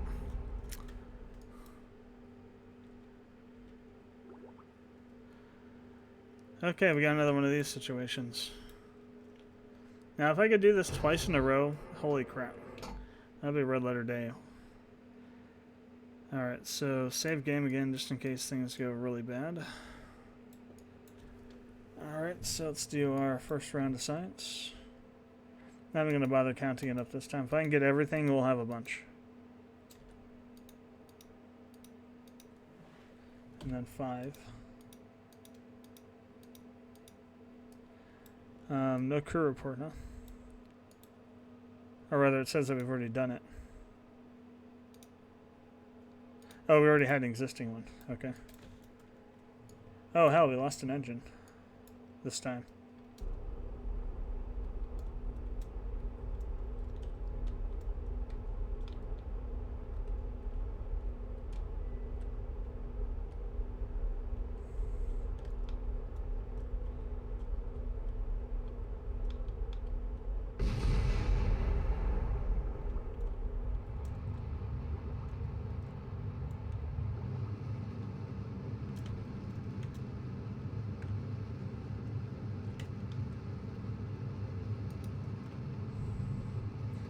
I get swung to prograde.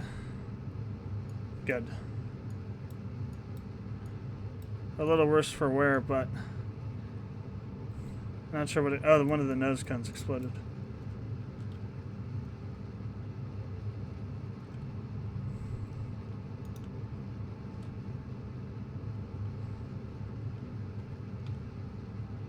Crap.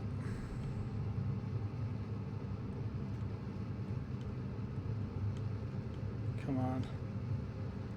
Ah, it's so hard to move this thing with 3 engines.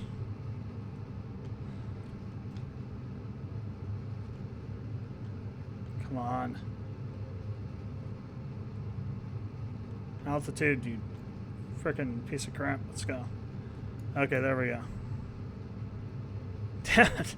Having the one engine not there is just, makes this hard. I don't want to just drop these off, though, because we need the thrust. We need to use this fuel wisely. Just trying to fight the damn thing. I can't believe I pulled it off twice, though. Holy crap. Even if we get back, even if some of our science got destroyed from that, we get back, we're going to have at least 400 or 500, which is more than what we need. Alright, come on. Cut out. Damn, we still got some fuel left in it. I want to make sure we're using everything we can.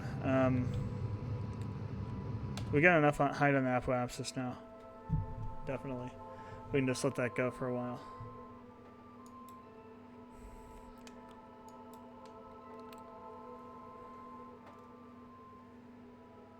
I'd rather wait a bit.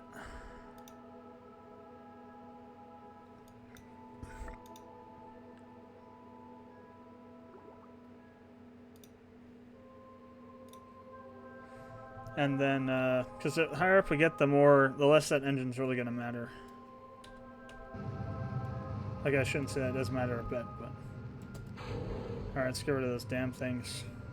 Get out of here, you frickin' useless engine. Alright, so... let's push up... While we're doing that, I just want to see... Well, let's get the periapsis pushed out first, then we can figure out what we need to do to get to a Kerbal orbit. We got plenty of fuel, it's just this engine's going to make it a little bit harder. The single engine, it's not that much thrust. So we're going to have a fun time setting up our orbit around Kerbal. By fun, I mean it's going to take a while. Jesus, okay. Once we get this out to probably around, like I said, 40K. 40K will allow you to clear most, if not all, the mountain ranges on the moon. Once we get there, I just want to make sure we do this precisely so we don't waste fuel. Okay, so I just want to set a node here. I just want to see what happens if we burn prograde. I think if we burn prograde, we'll end up in Kerbal orbit eventually. Yeah, it's a pretty wide orbit, but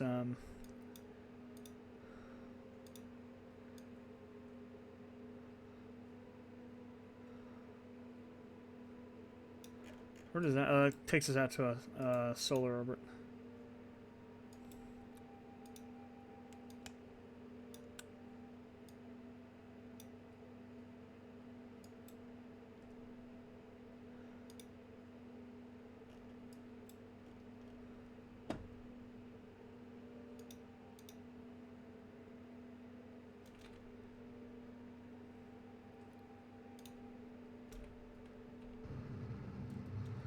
Alright, go ahead and do that, and then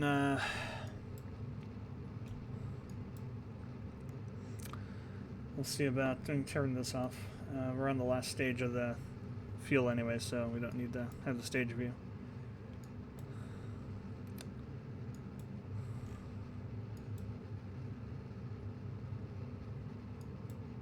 We should have enough fuel to do our deorbit properly here, but we'll see.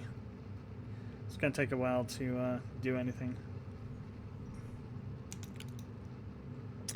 And we can't time warp while we're accelerating, which sucks, but it is what it is.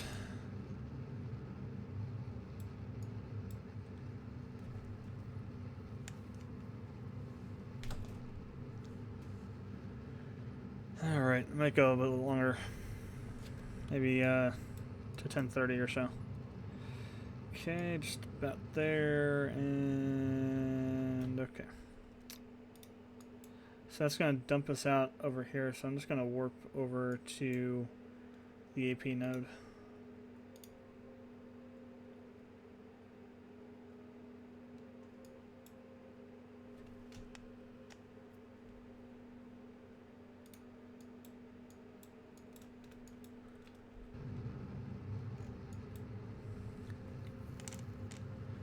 And now we wait. So we got to pull in the periapsis, then we got to pull in the apoapsis. 120 each, and then pull the periapsis into 40K. And then execute our landing and hope that we didn't lose too many parachutes. I don't think we lost any, but we may have. I'm not exactly sure what we lost.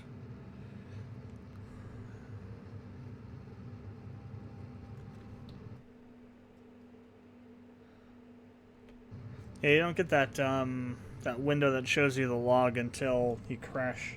There's gotta be a way to see it though.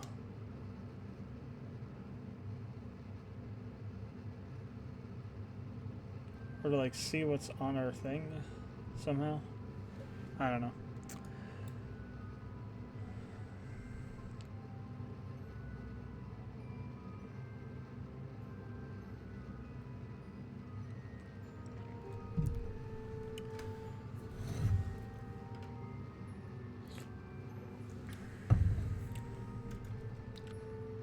Alright, 500,000. 4, 3, 2, 120. Well, close enough. Bring it down a bit more. Alright, let's go over to about right here. Do the same thing for the apoapsis.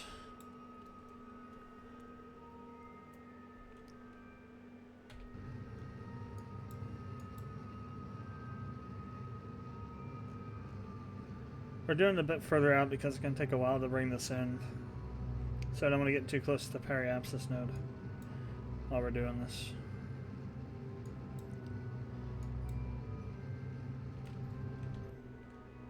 At least the first bit. I do want to get a little bit closer so we're not pushing it in too far.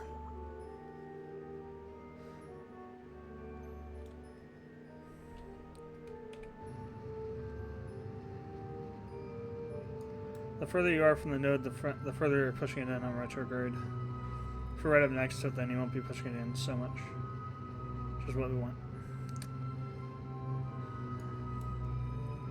So we need to get this. We need to get this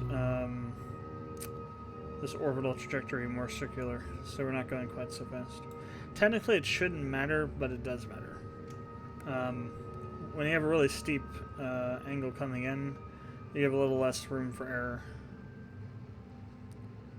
Even though you shouldn't, but you do.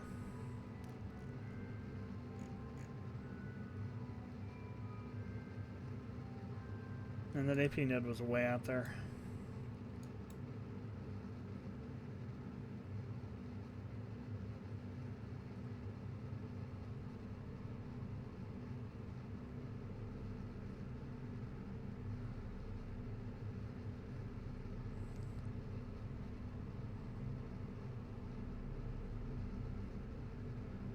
It actually might be coming in faster now that we're on the other side of the PE node. I didn't think about that. It seems like it's coming in a bit faster. It could just be because of we're slowing down, so it's having a larger impact.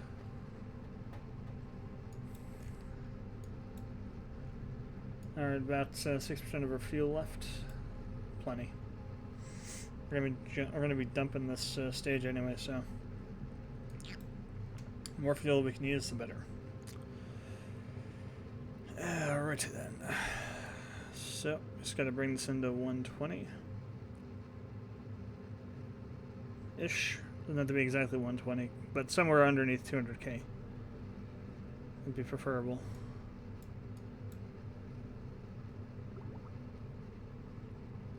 Then we can try our re-entry. I'm definitely gonna save it though, because after all that hell we went through on the moon, I don't want to lose all this science.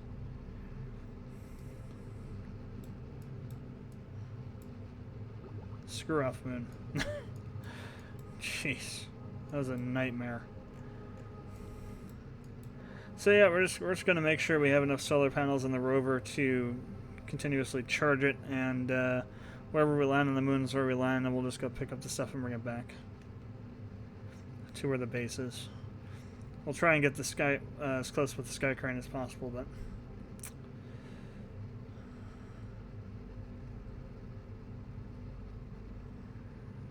we will land where we land. It's kind of like the Black Mesa of moon landing. Land when we will land.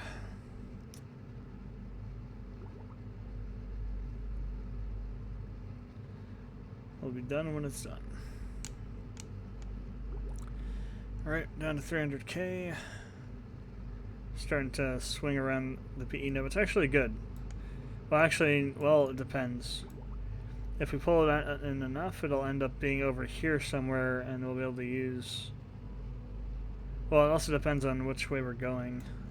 I think we're going this way, so yeah, we'd end up over this water here, which would be nice.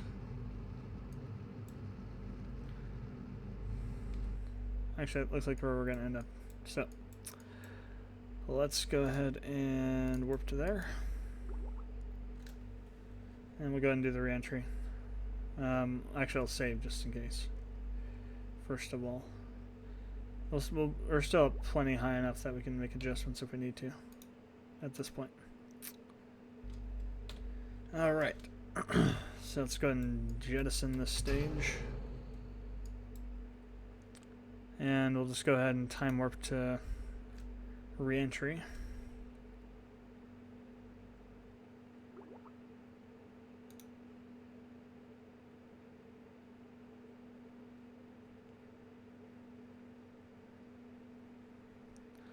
It's about 52k, so we still got a ways to go.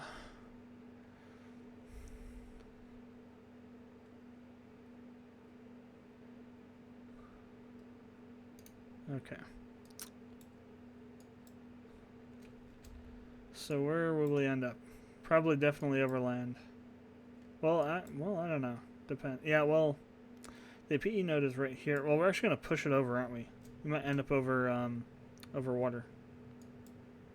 So we're going to be pushing the PE node across there.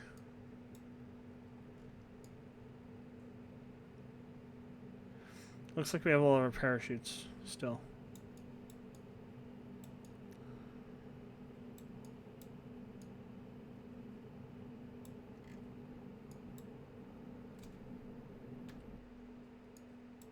Yeah, I think we're going to end up over water. Good.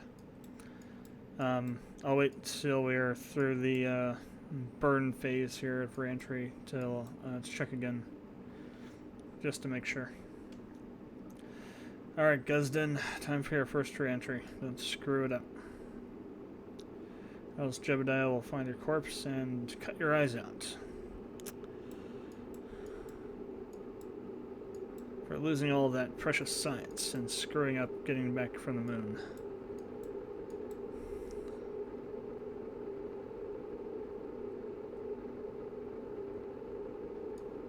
So far, so good. Definitely going to be in the ocean. I don't even think it's a question anymore. The PE node's going to be pushed back here to this continent, I think, before it sinks in. Oh, never mind, it's going to sink into the ocean right there. Well, I don't know. That's a good question now. It's bringing it back pretty fast. We might end up over land, actually. We'll see. Either way it works, it's just I would prefer over oceans. I wouldn't have to screw with the parachutes. Maybe we should just permanently set parachutes to 3,000 and then we'll just time scale through the descent into water. And make this part easier somehow to go and like change all these friggin' parachutes. So nothing's burning. Yeah, that was a pretty good altitude to start the descent. Yeah, I think we'll probably end up in here somewhere. I'm hoping. Hoping not in this stuff. In this stuff, that's bad. Really bad. Over in this stuff, that's better.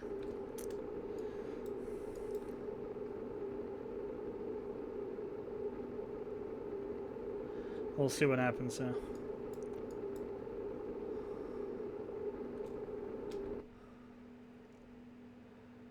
So it's going to be another segment, another period of time where this is going to come in pretty quick. Actually, that might be happening right now. Let's see what happens.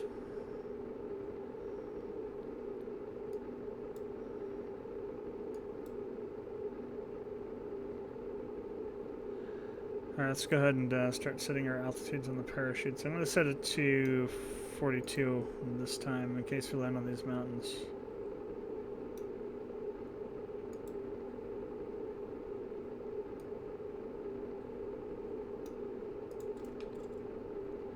I got a little bit of heating up going on there and something.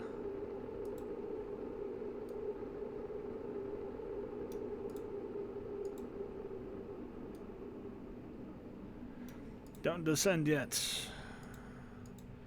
Give me a second to do more shoots. I think we're going to be in the plains. Or it looks like we're going to get over these mountains.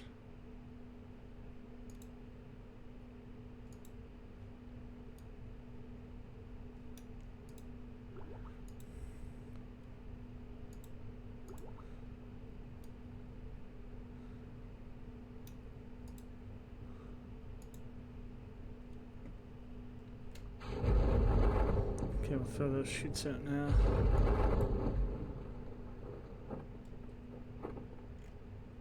I think we have enough to slow us down enough. Well, no, we're going to be on this mountain range, aren't we? Turn sounds off.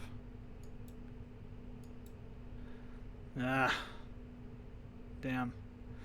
This could be messy. I'm not sure yet if the messy as in explosive messy, or messy as just as in rolling down a hill messy and having to deal with whatever the hell happens there. Why are you upside down? There.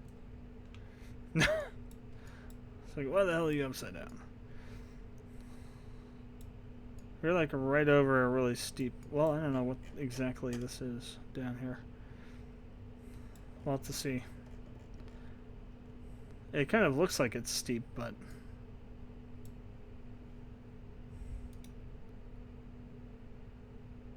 What the hell? Okay, all the chutes haven't opened yet. That's why.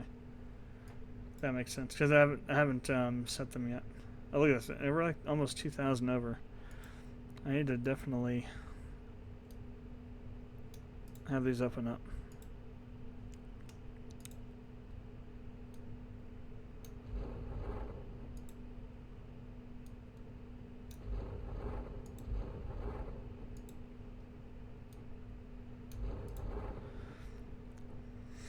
All right. Why are we still going 170 meters a second? That can't be right.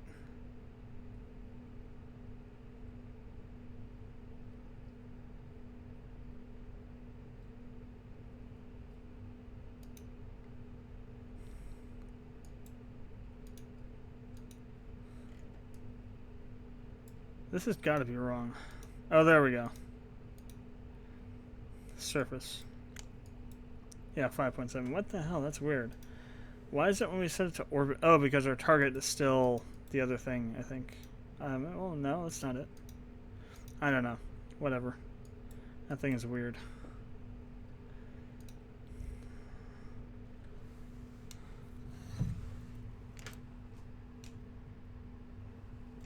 Alright. Ah, come on. Stupid arm. Well, let's see what happens. I'm not sure what's going to happen here.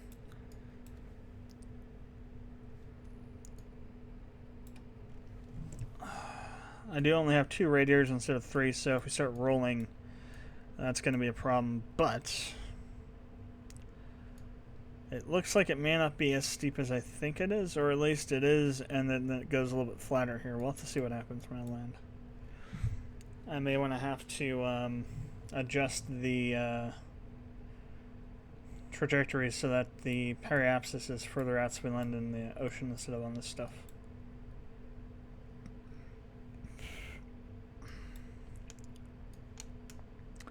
So it does seem like we're coming down into a steep hillside here.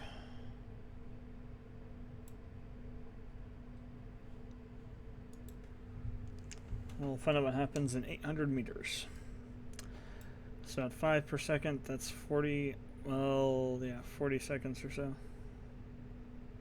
Well, 4 and 5, that's 200. So yeah, about 40 seconds.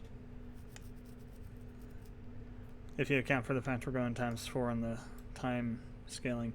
Actually, it's a little bit flatter than I thought. We might be fine. I'm going to stress the might. Like crazy, stress it. Let's switch down to 1. Alright, it's not so steep, but it's steep enough that it's like prime rolling terrain.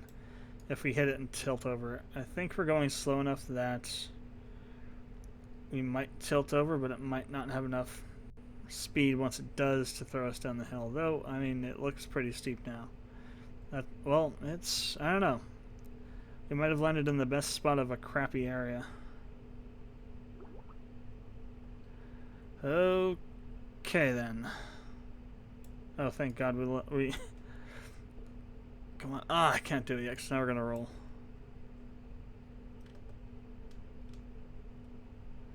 Let me see if I can, like, just... not that way. Oh my God. Everything just fell off. Okay, load that frickin' save file. What the hell was it? It must have been 17. Wow. I don't think I did that many quick saves, but I guess I did. Okay then. We want to push the periapsis out more. Or not out, we want to rotate it more. So I want to do, I think, probably radial out. So we want to rotate it around Kerbal a bit. We want to probably push it out so that it's over the ocean here somewhere, and that's probably, because like where it is now, that's about, I mean, minus a little bit of space, that's about where we ended up landing at. So if we push this out like into here, we'll probably land in here somewhere. So first of all, let's see which way we have to go. Let's do maneuver node. Let's do radial out first. Okay, definitely not out. It's the other one. Well, it's definitely not that either, because that's just bringing it into the friggin' ocean even faster. So I think we have to do a radial out and then a prograde burn. Yeah. So we'll use this maneuver node actually to do it. That way we can get what we need out of it.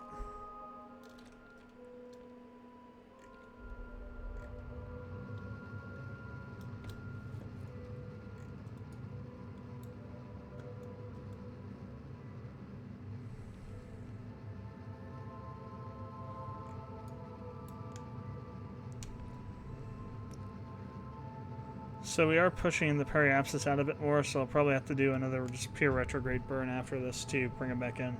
We're not pushing it out that much, but it is getting pushed out a bit.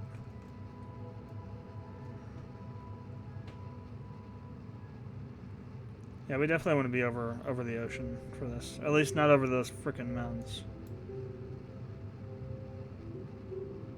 We might have been fine if I hadn't started screwing around. What am I saying? Of course we wouldn't have been fine. Alright, let's go ahead and kill that. Swing retrograde and just bring it into... actually, it is 34, isn't it? Let's actually go prograde a bit. I want to push it out to 37. Okay. Now, go to that stage, and let's just go till we get to 70k.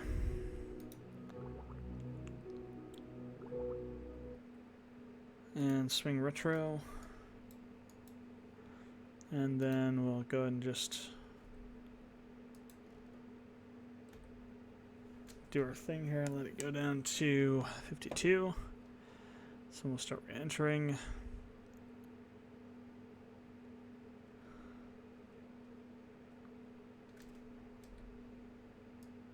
Bye-bye, Hellscape Mountains.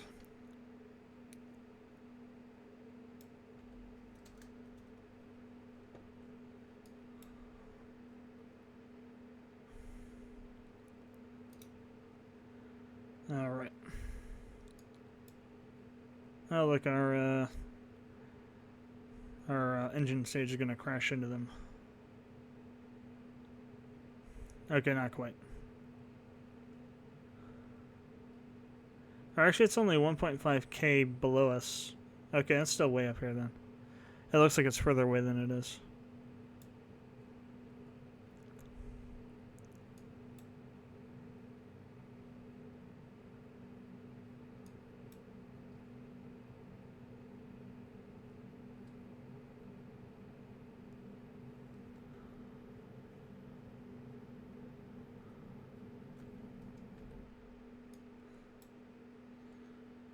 All right.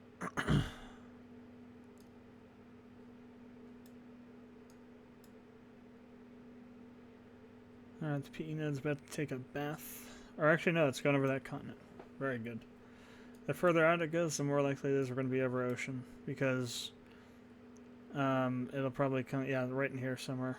Maybe close to the desert airfield.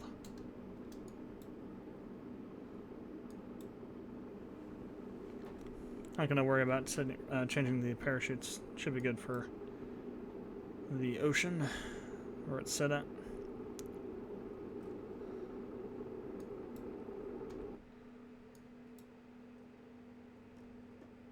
Oh, wait, the desert airfield's on the other side. Never mind. Or over there, yeah. Looking at the wrong thing. That was actually a satellite over here. That's another thing. Whenever you see those green lines, if you actually go to that location, there you can find a ComSat satellite.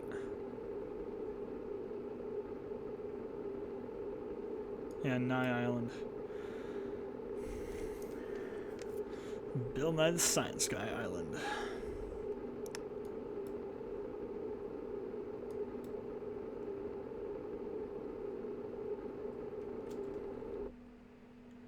Definitely in the ocean. Perfect.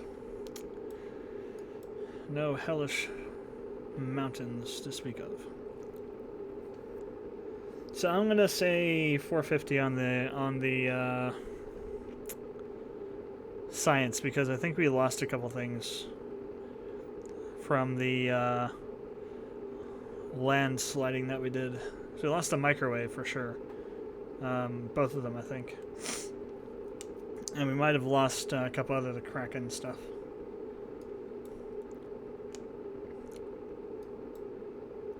No, nothing's burning just yet, which is good. Or overheating, I guess, technically. So I think 37 is probably a pretty good re-entry point.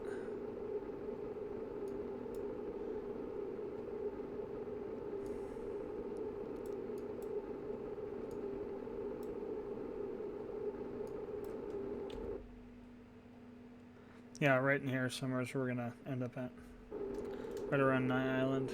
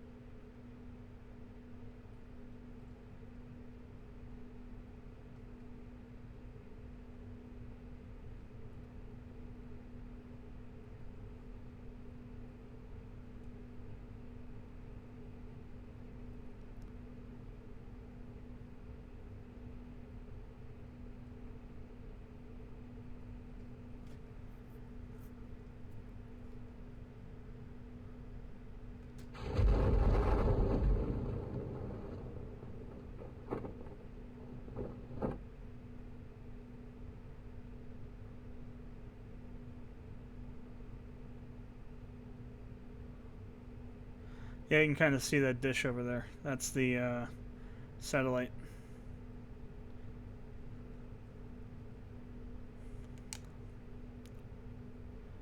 Satellite dish.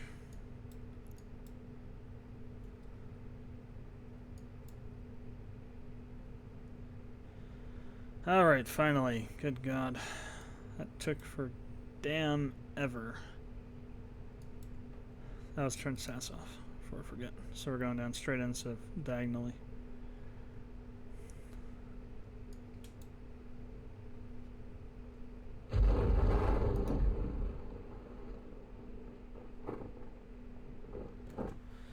And now to wait.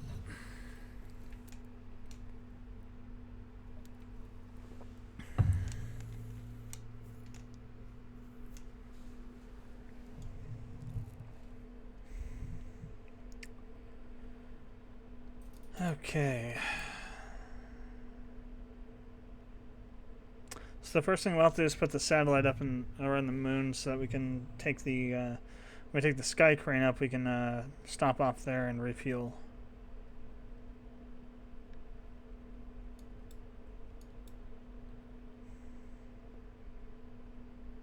And then take the rovers down, and then take it back up and dock again.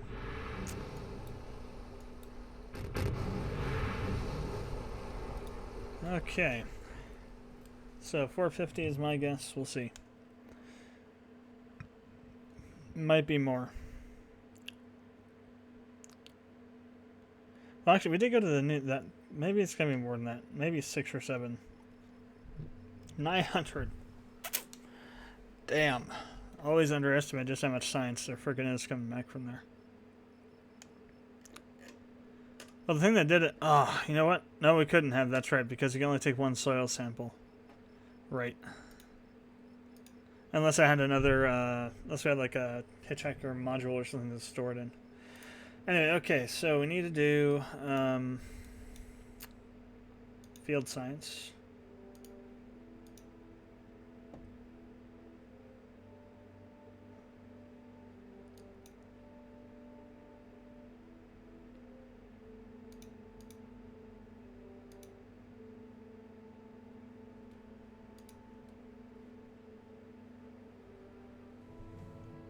Recovery landing leg.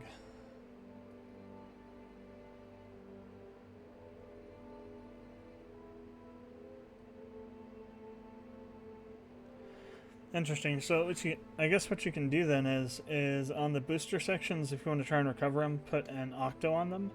That way, when you drop them off, you can take control of them. But you'd have to have extra stuff on them, like RCS or something on them to maneuver them.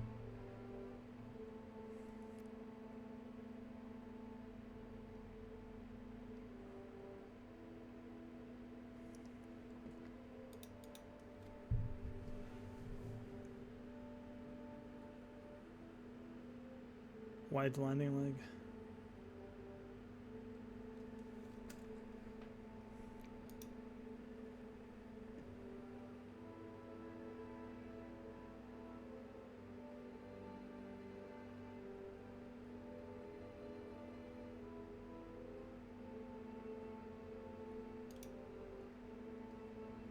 I mean, I'd really like to have these bigger... We'll have to see what exactly we need. I didn't get the type of wheels he used.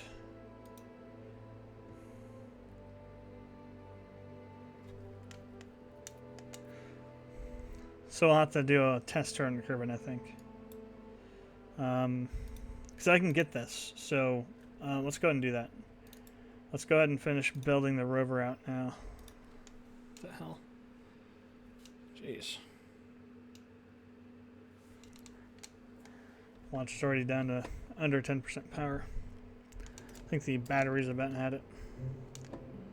Alright, let's go ahead and open our base transfer rover. And let's go ahead and get the command seat installed. I have no clue where it's at. Oh, here we go.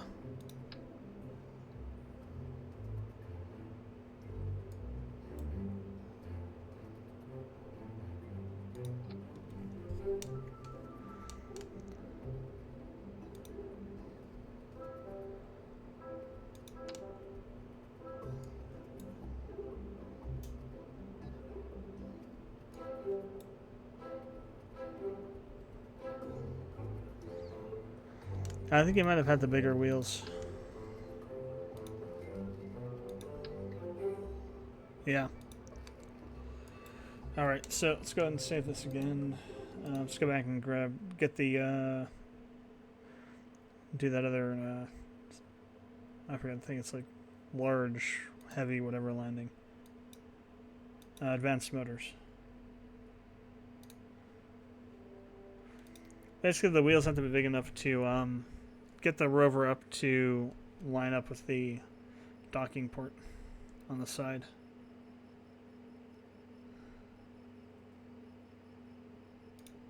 So what we'll do is we'll take one of our base core models. We'll put some thrusters on it. We'll lift it off the pad and drop it on the ground near the space center, and then we'll switch to a rover and see if we can't do a test and see if it works or not.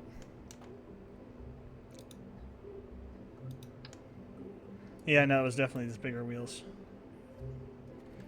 Okay.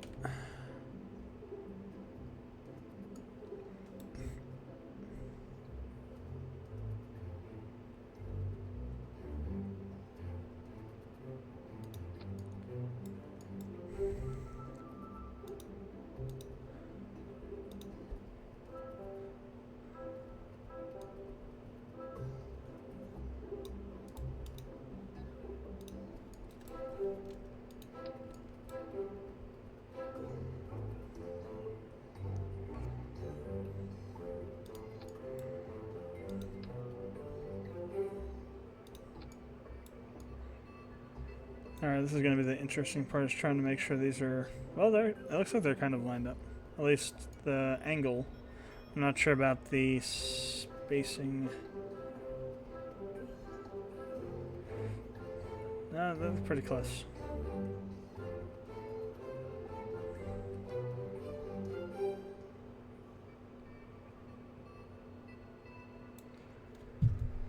Alright, so I got that. Let's go ahead and save it. Let's go over to the other editor, grab a... Alright, let's, well, we can deal with that later. So, open base core.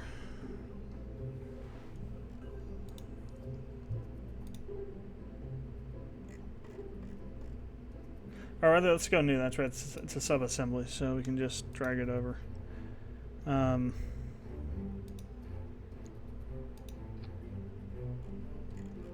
So here's what I'm going to just do. I'm going to just take...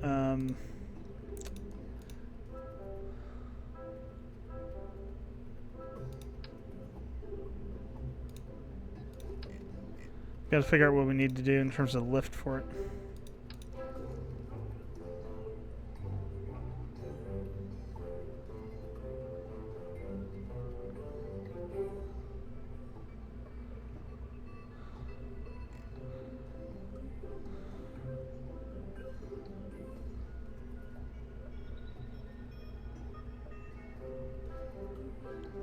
Toroidal hub.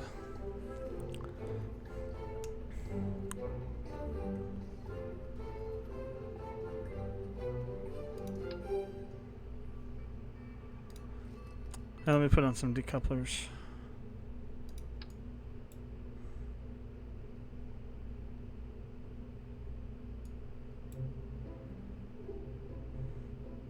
I guess we could use the other two ports. Doesn't really matter which ones we use.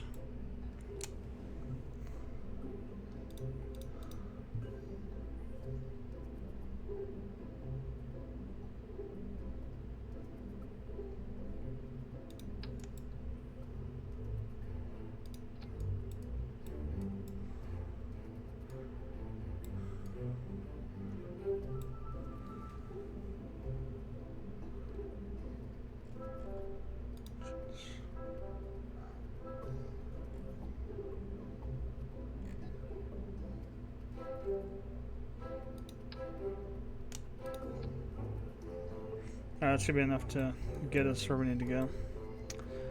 We also need to move these up though, so they're not landing on these instead of the legs. Alright. So I'm just going to save it as untitled spacecraft. Or whatever.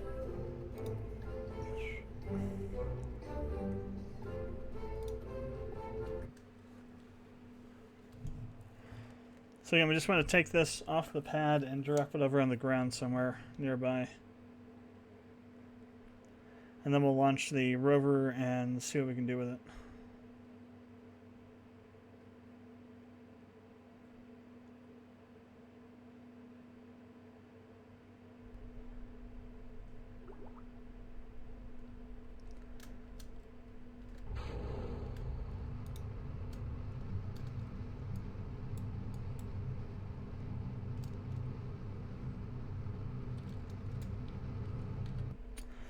Okay, well that's not going to work then. Let's just leave it there.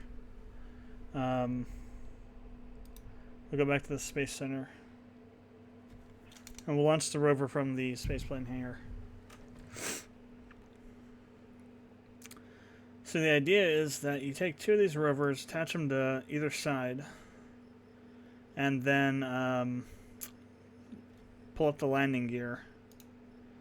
And then you can move it around.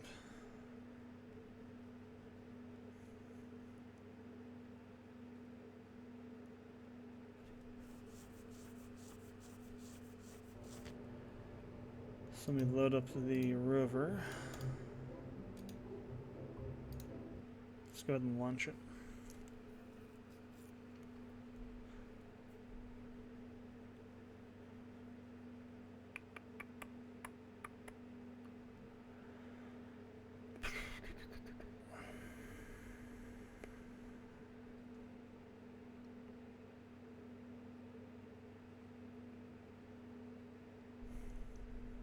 It's not really necessary to move it off the pad, I guess.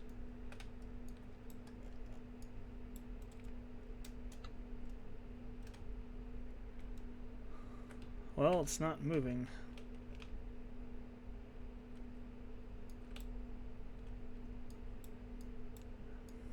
The question is that because it's too heavy for the wheels, or is it because it's stuck in the ground?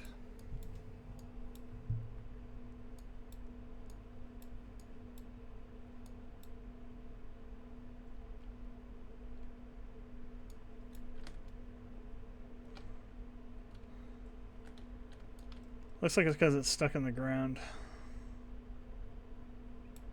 Alright, let's do this. Let's scale the wheels up. So we can scale them up, I think.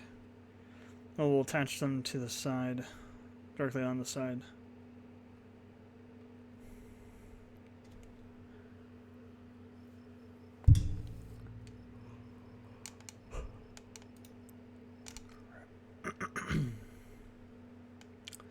Some stuff you just need to test before you take it up to the moon.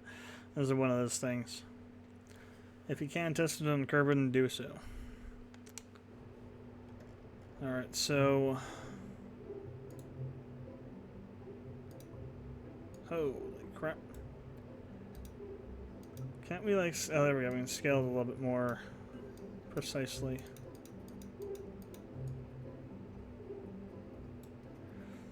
Okay, so 122 on the scale there.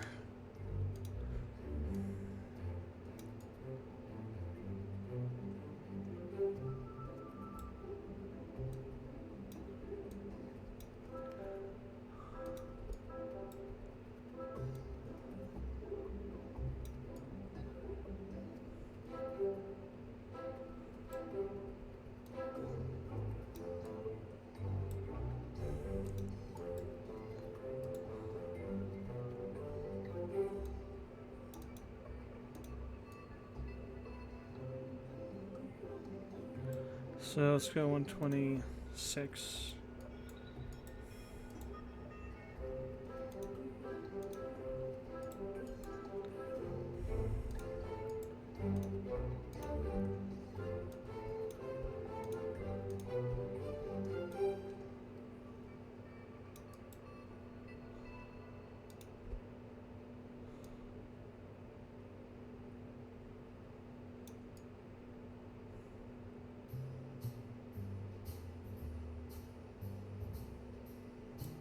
I think we moved them up a little bit too high.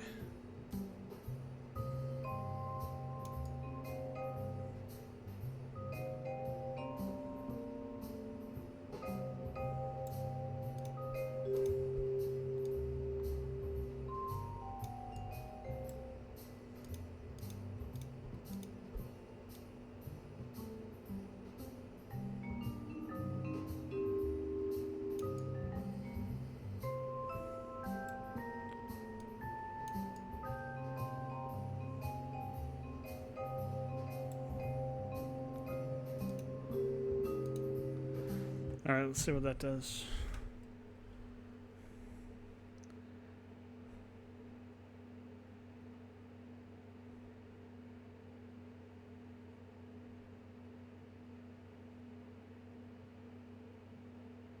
I really hope it's not an issue with it just being too heavy to move on Kerbal. So I really don't want to have to take these up to the moon. Well, it wouldn't be, I guess we could do a probe-based rocket to go up there. Yeah, see, it's not even moving.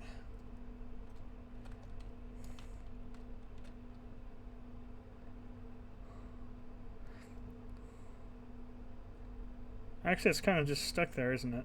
Now that I'm looking at it, it is kind of ground out. The thing is stuck on the ground, maybe. So maybe we need to move it. Spaceplane hangar. Maybe we need to move the wheels down further. Not angle them down, but actually move them down physically. Just. Oh, that's not what I wanted to do.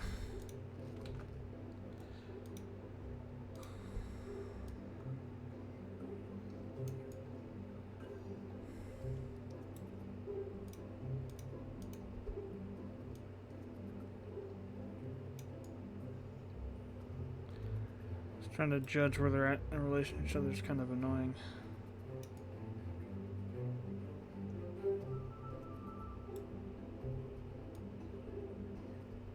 Just kind of have to eyeball it.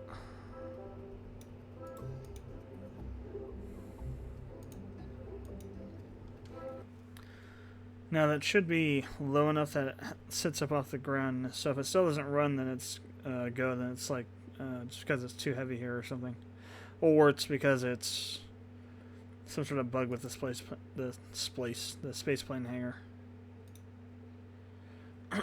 tarmac or something.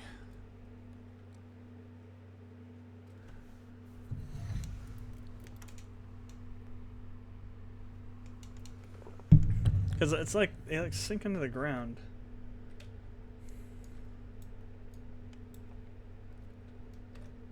And it's not like moving anywhere.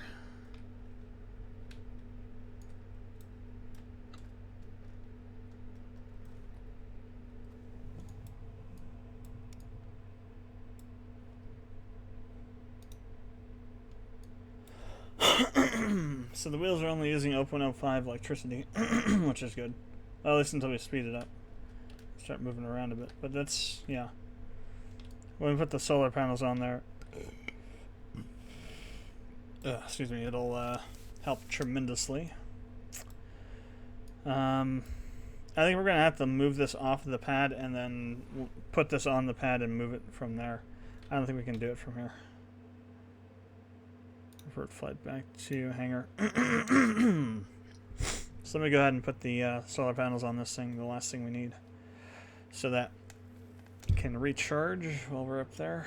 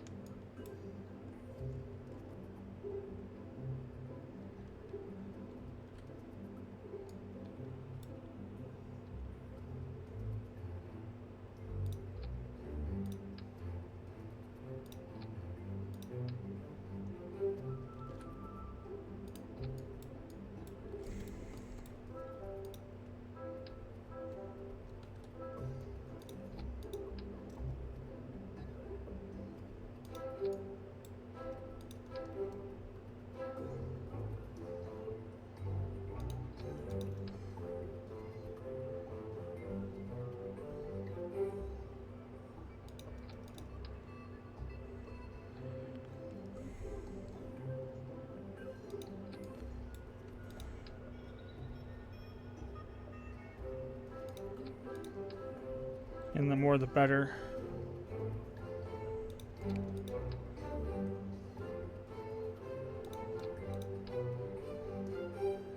We don't need anything else on here, so we can fill up the rest of the space with these.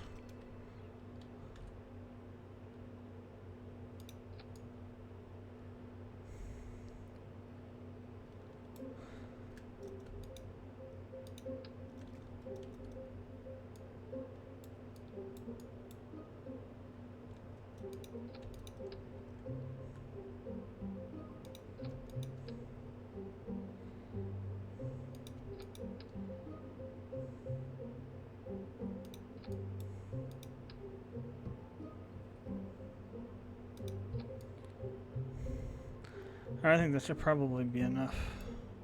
Let's actually move these in so that they're a little bit more in line with the other ones. Just aesthetically, looks a little bit better that way. Alright, now we can save this thing. Let's go back over to the other one here. So open number 2. So, I mean, I was looking at the TWR, it should be enough. I mean, oh, no, Kerbal. But it wouldn't even take off. It's just strange. So let's do this then. Around these, we're just gonna go kind of crazy with this. It's not designed to get to anywhere, so. Let's do 3. Well, I think we can only do 2. And then we can do a third. Well, it did them kind of weirdly. Okay. Oops.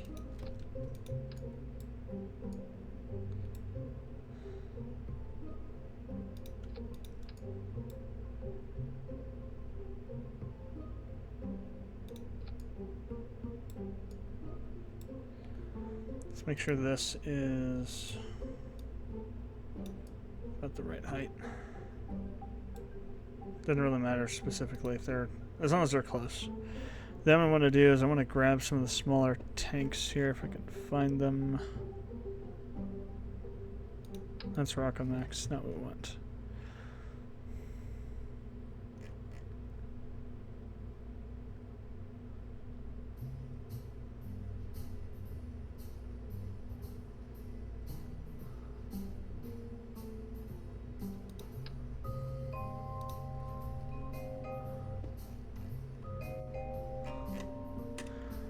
So always the annoying thing about having all these parts is that you gotta try and find the right one.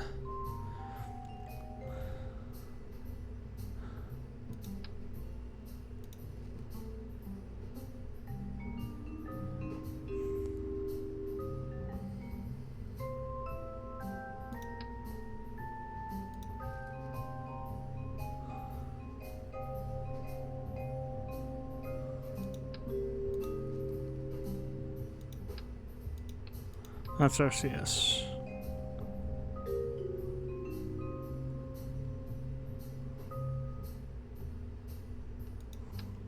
Guess we can use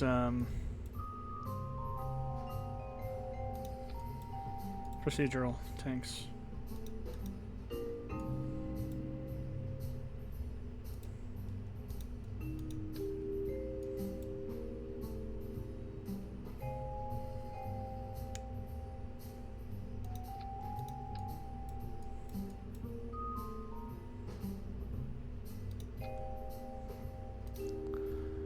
All these can do swivels.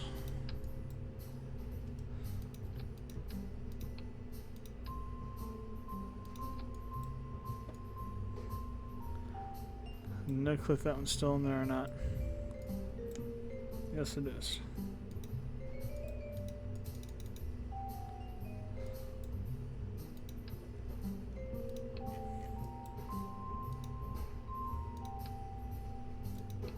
Oh, jeez. Ah! Good freaking God. There.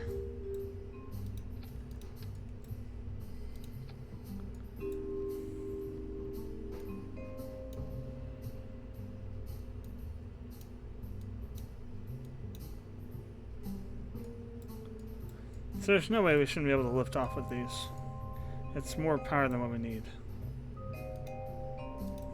Unless like the landing gear gets stuck somehow in the pad, which it's possible, I suppose.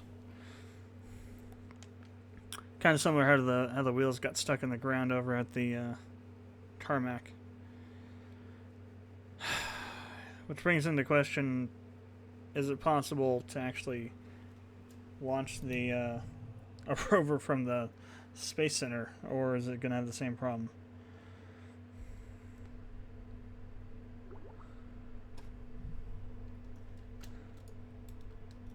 So I'm going to go at a third. We're going to start at a third throttle because I have no clue what this is going to do. Okay, there we go. So I just want to move this over this way. Oh, crap.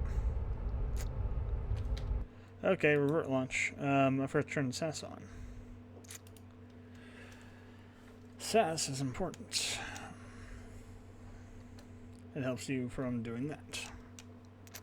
Helps stop you from doing that. Going wildly out of control. Smashing into the ground like a moron. Okay, SAS is on now.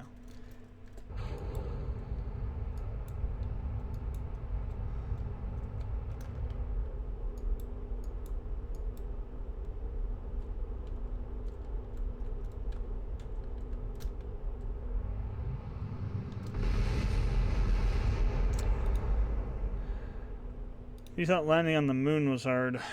Landing on the surface of Kerbal is even harder.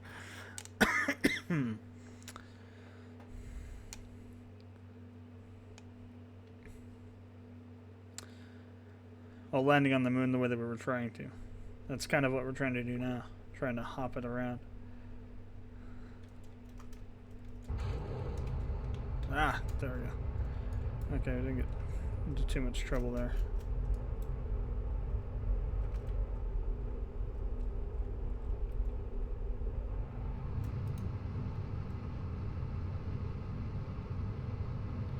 Well, once you find retrograde, let me know. Okay, that was not retrograde. Thank you very much. Jesus.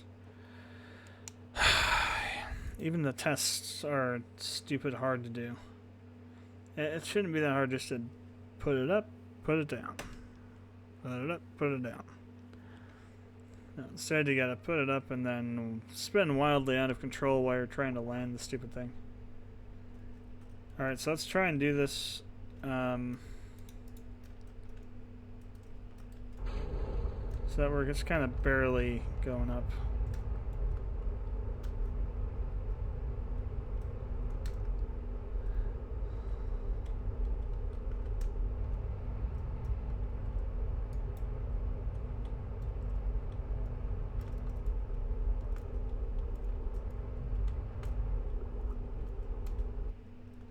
Thank God, there we go, okay.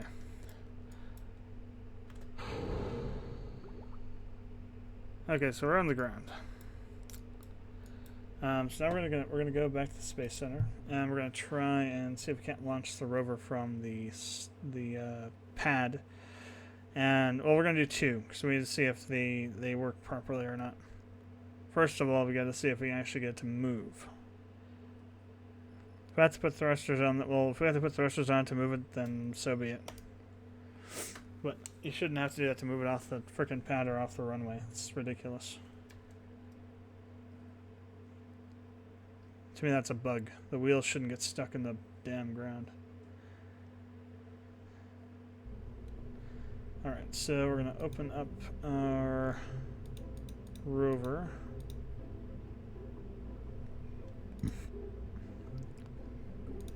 And we're going to launch it.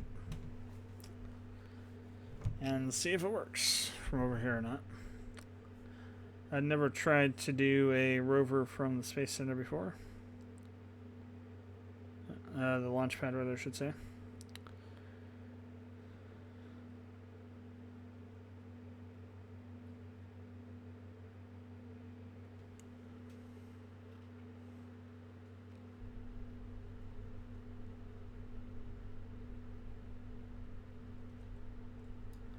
Oh my God, it's stuck again.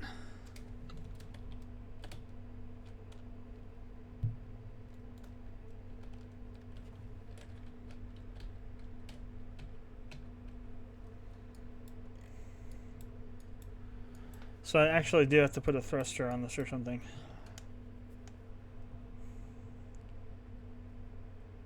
Just to move it. This is so freaking stupid. Why wouldn't they check for this kind of crap? Seriously. It's been 11 damn years and they haven't fixed it. It's kind of messed up. Let's put it 11 years and somebody hasn't fixed it. Let's put it that way. I'm gonna go look. This just doesn't make any sense.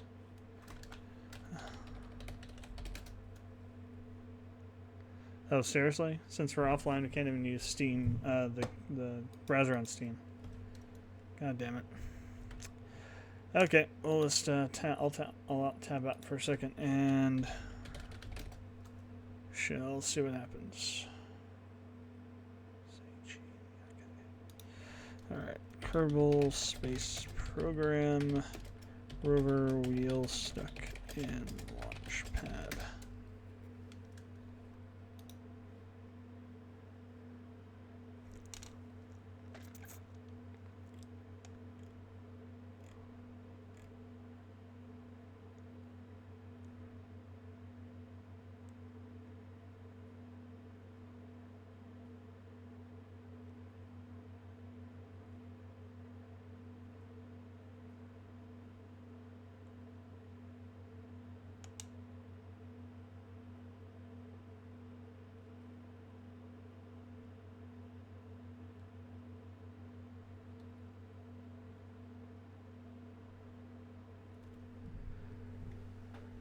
Really? Seriously?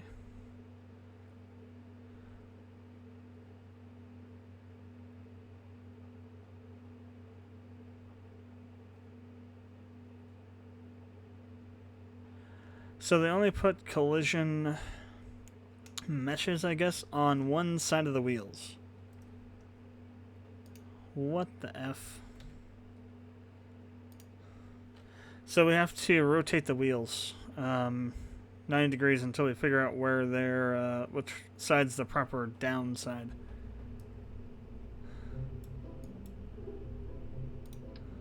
Ugh, crap. Alright, so we got a rotate tool. We have to rotate them this way.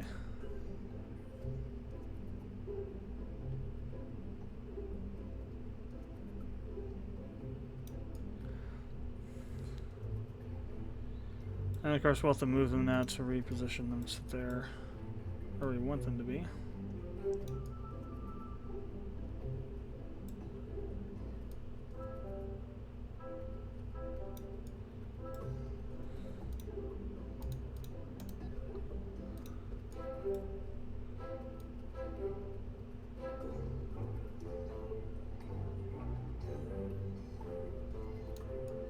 And you'll notice it doesn't even tell you which side is down. So you just kind of have to do this until you find the side that's the right side. This is so ridiculous.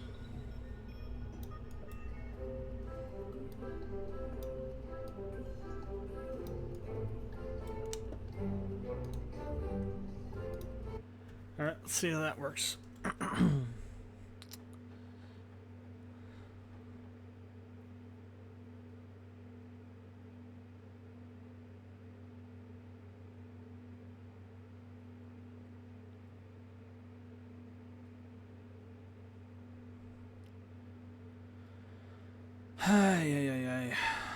Makes me want to go find the squad team members and say, what the hell were you thinking?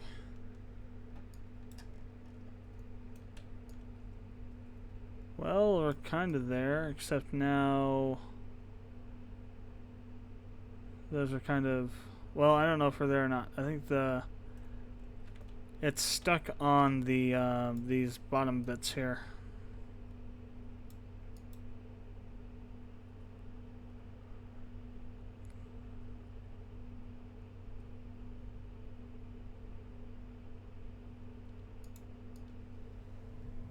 Those bits seem to be on the ground, and these are lifted off the ground, I guess.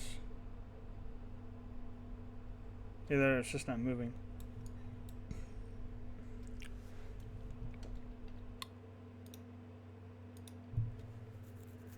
Let's try lifting them up a little bit.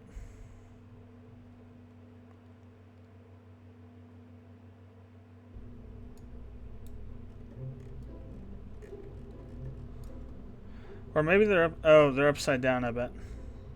See, these are the shocks, right? I'm betting they're upside down. That's what the problem is.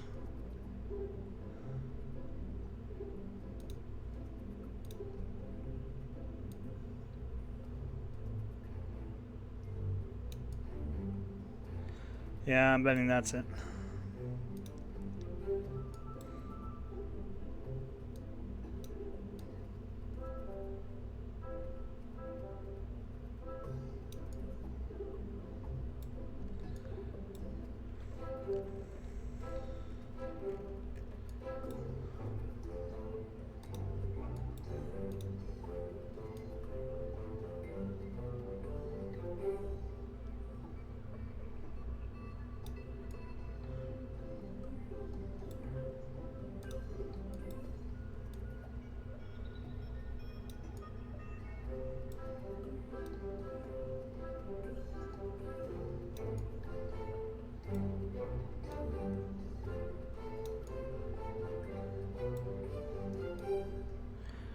I don't know why these back ones look bigger than the front ones.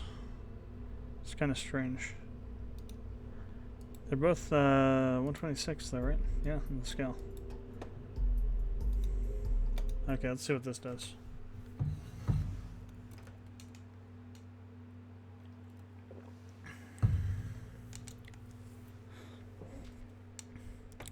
I mean, I guess it makes sense that they have one direction. Yeah, since the apparatus is also connected with shocks and everything else, but it should tell you visually somehow, other than you having to like examine the friggin' parts.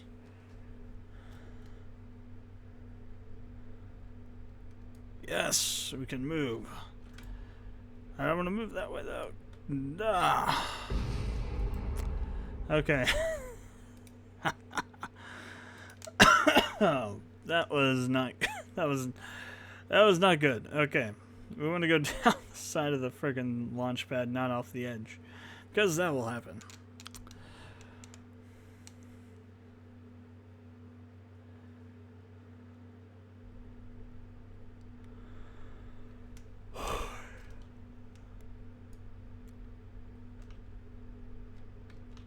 Very maneuverable though. Oh crap! Too maneuverable. So on the moon, that probably won't matter so much, I would hope. Oops. Maybe we need to limit the speed. So we're not flipping out. It's not what I wanted to do. I wanted to go back to launch and hit vehicle assembly. I'm pretty sure we can, because I think these wheels have motors built into them, so we should be able to adjust the speed limit from them, hopefully. Set to like half their full speed or something. So I could only imagine on the moon it's going to be even worse because there's less gravity, so they'll be flipping out all over the place.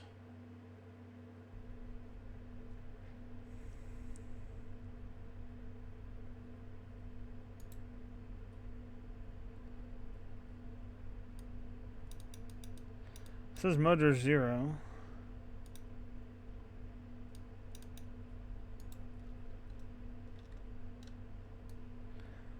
Okay, so we can make it four front wheel or back wheel drive. Oh, did it do both of them? It did. Okay, cool. So now it's a front wheel drive, so it won't go quite so fast.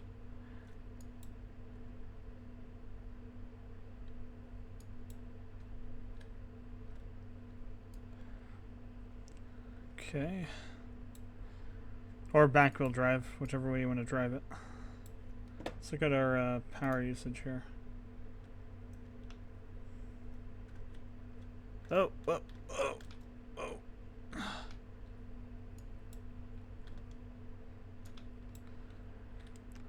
And we're turtled. Damn it. We have been turtled.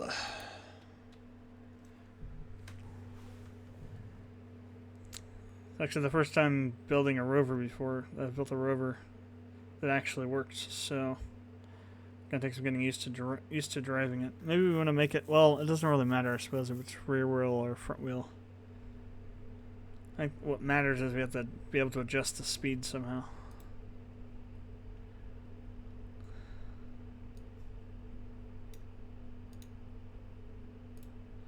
So 145 on the brakes. So let's make the brakes more powerful here.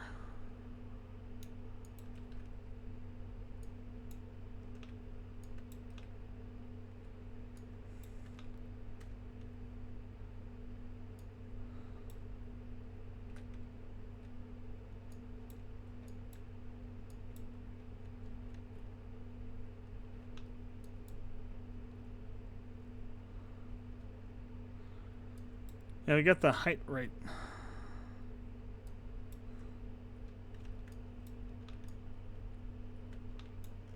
So now, need to back it up.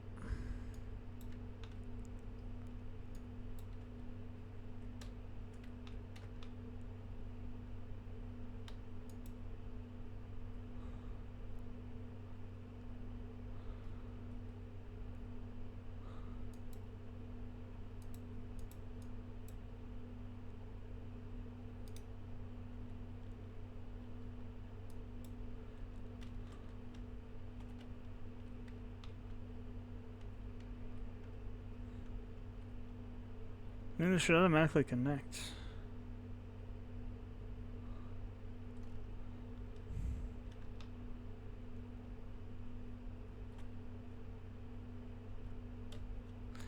Maybe we need to have these on too, after all.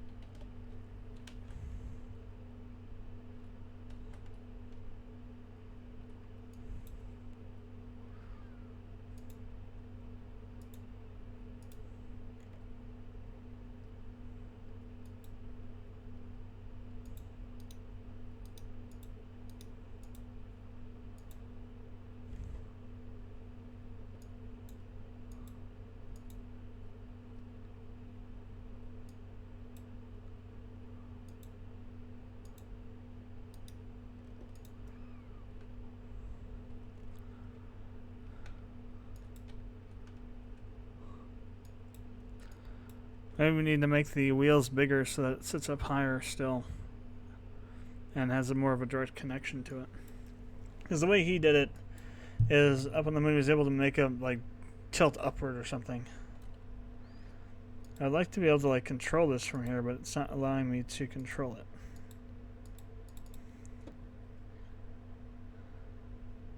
So I was hoping to do this to get in there and retract the landing legs or something, but it is not letting me do it.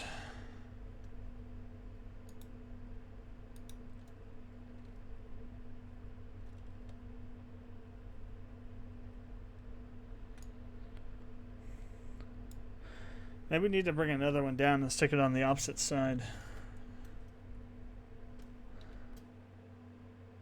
Alright, actually I'm going to go to the Space Center. We're going to launch another one of these.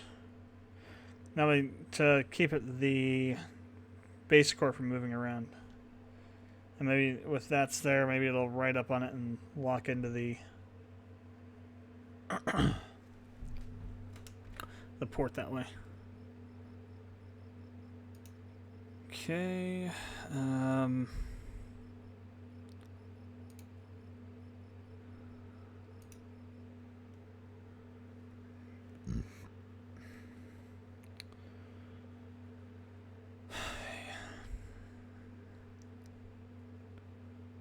It's always good to just do testing on, testing before you send stuff. That way you can work out any kinks or issues like this. I could probably just end up making the wheels a bit bigger so that it sits up high enough to just directly connect into the port instead of trying to capitz it into there like we're trying to do. Okay, all the motors are activated on this. I need to be a little bit more. Actually, let's do this. Let's set the brakes all the way up to 200. So they're going to be twice as effective now. Still takes a while to slow down.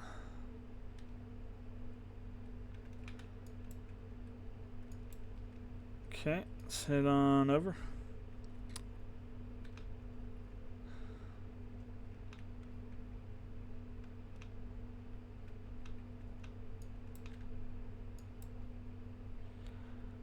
Back it up into there.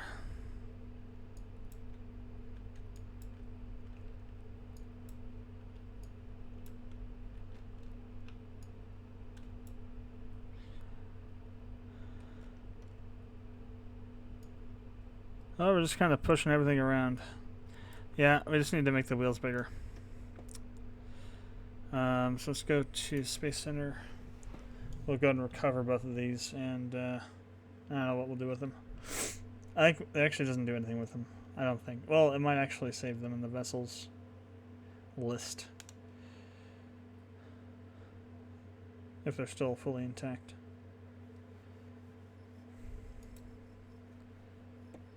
Alright, let's go back to, well, we can do it anywhere. As long as we don't add anything in the VAB to this thing, it should be fine. Otherwise, we'll have to do all the weirdness to make it horizontal instead of vertical attachment, which is never fun. So we'll have to increase the scale. We'll also have to move them around a bit probably, because when we increase the scale, they're going to run into things more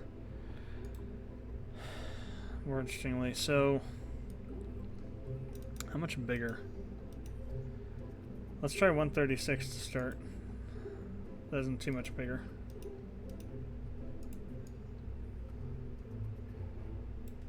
We'll see how much closer that is.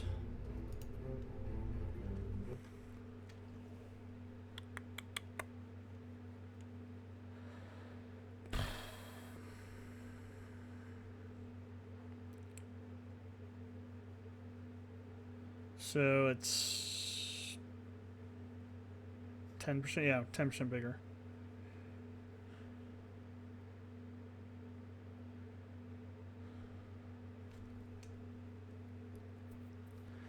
So once we get the rover situated, we'll go ahead and design the satellite, the station we're going to put around the moon. All right.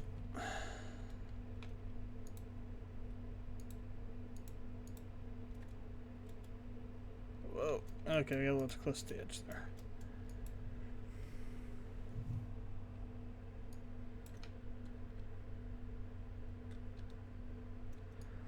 Actually, it feels more controllable. So I think the wheels were a tad bit small on these versions. So what I'm just going to do is I'm just going to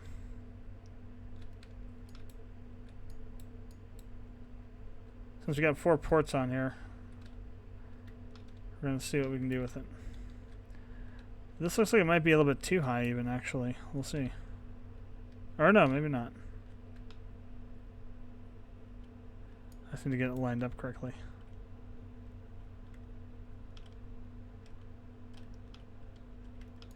This actually might be just the right height.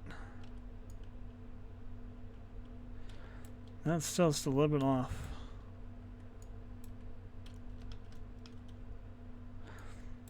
I mean, it should just automatically connect. I don't know what's going on.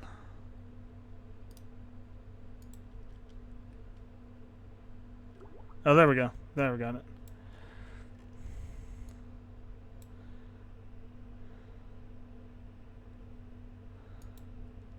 So, well, first what we have to do is we have to bring in another one of those.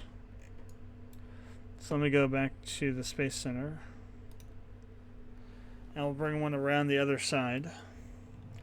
And then what we'll do is we'll retract the legs, and then the 2 rovers should be able to support it in between them on the docking ports, and then we can move it around.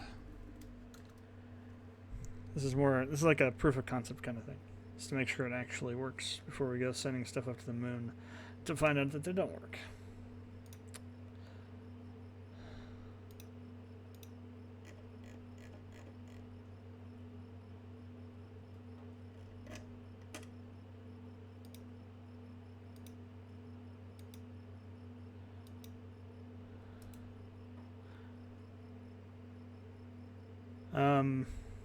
So I'm going to close. We're just going to go to the VAB because I don't know which one of those 2 we want.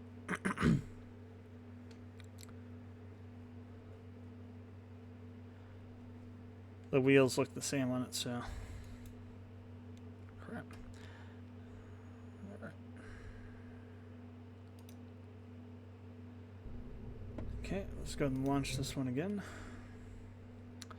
So yeah, that's actually the perfect size.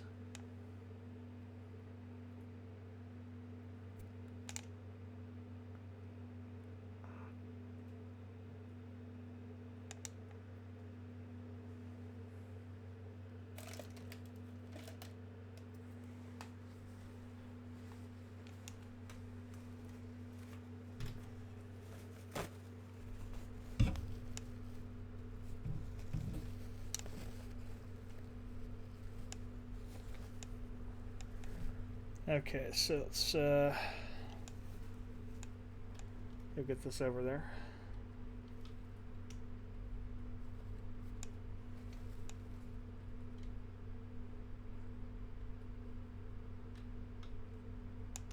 Carefully so I don't blow it up. Holy hell. These things are way too maneuverable.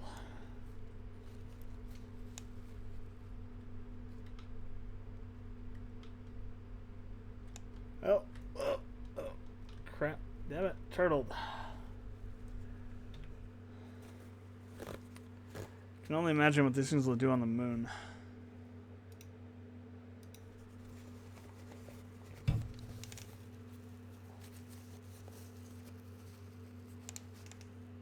We can just flip them over so easily here in Kerbal.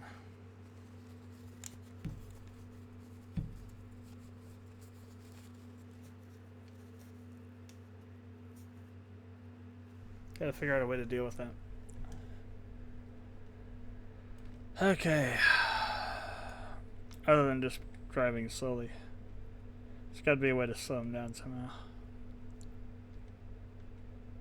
I guess you just don't make sudden changes with the steering or something. This is what you have to do.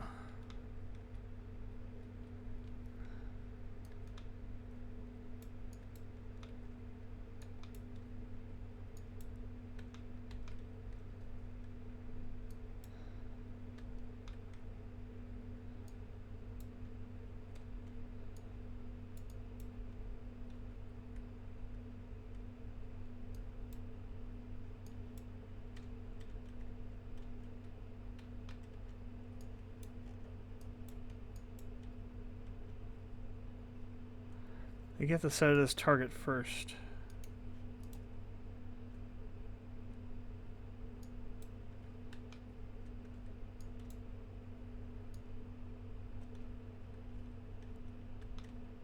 Come on, how did I do this?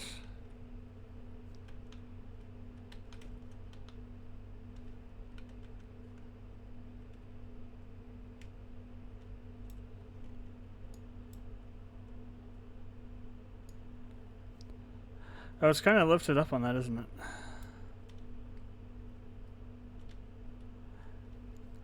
it? Actually, you know what? It is off the ground there, isn't it?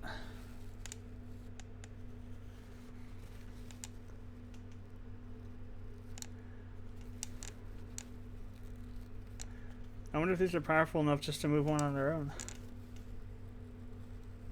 Without it bobbling up and down all over the place.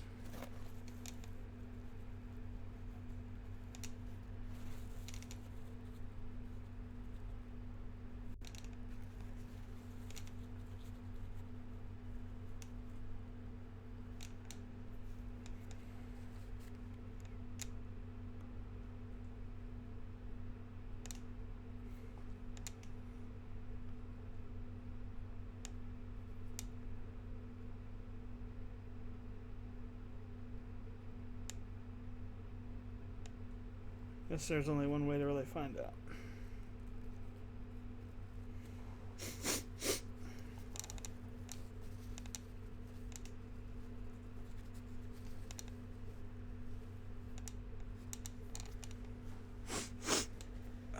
Okay. I guess we go to the tracking station so we can select the... Well, we gotta figure out which one we want first, I guess.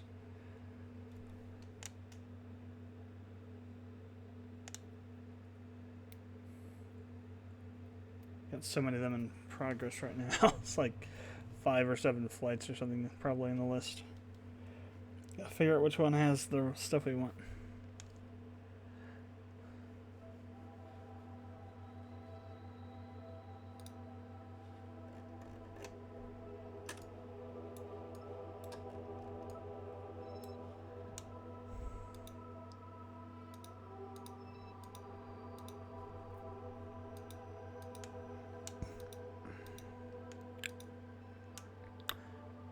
So we've got 1, 2, 3, and we also have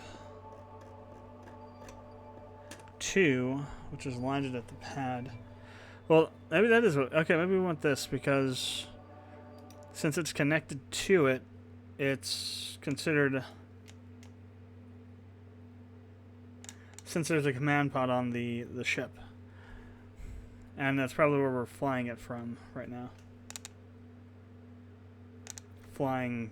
quotations. In quotations. Guess I'll find out here.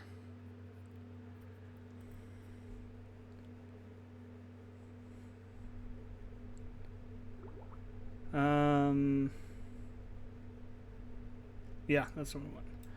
So if we say control from here, Wait, go back to here. And retract. Okay, not so much.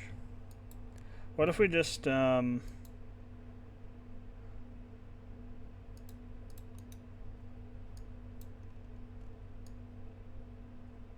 there's no way to, like, just do a little bit.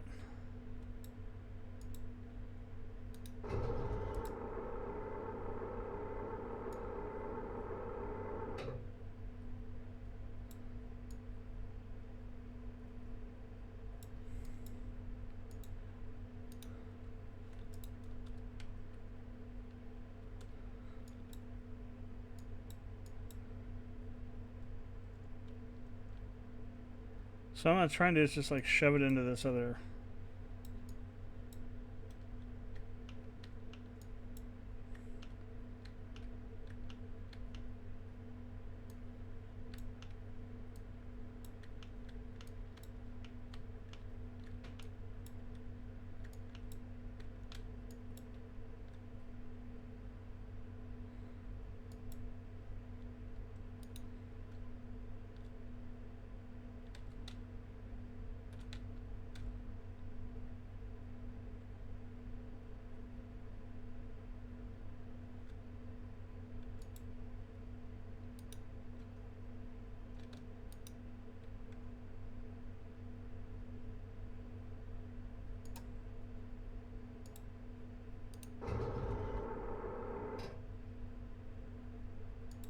Well, that didn't quite work the way I thought it might.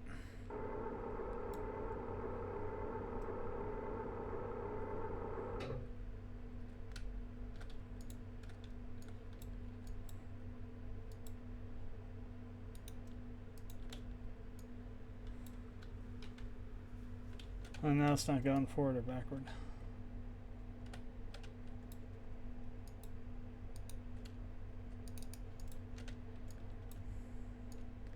And that thing is rolling off to who knows where.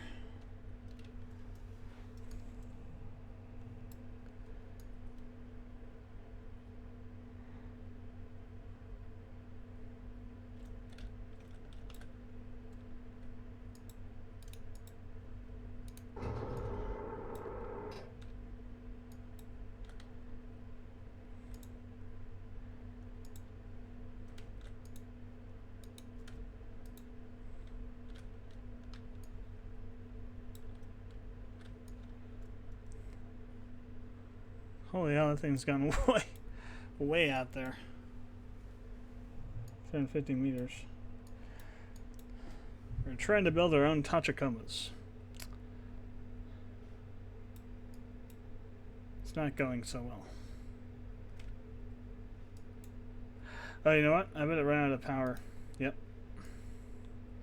Because this is draining power too. This doesn't have any of the solar stuff on it. That's what happened.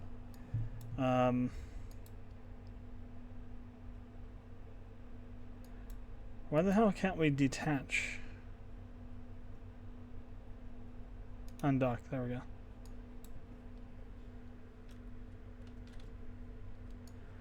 And, oh, it's also night. Sure. That is very true.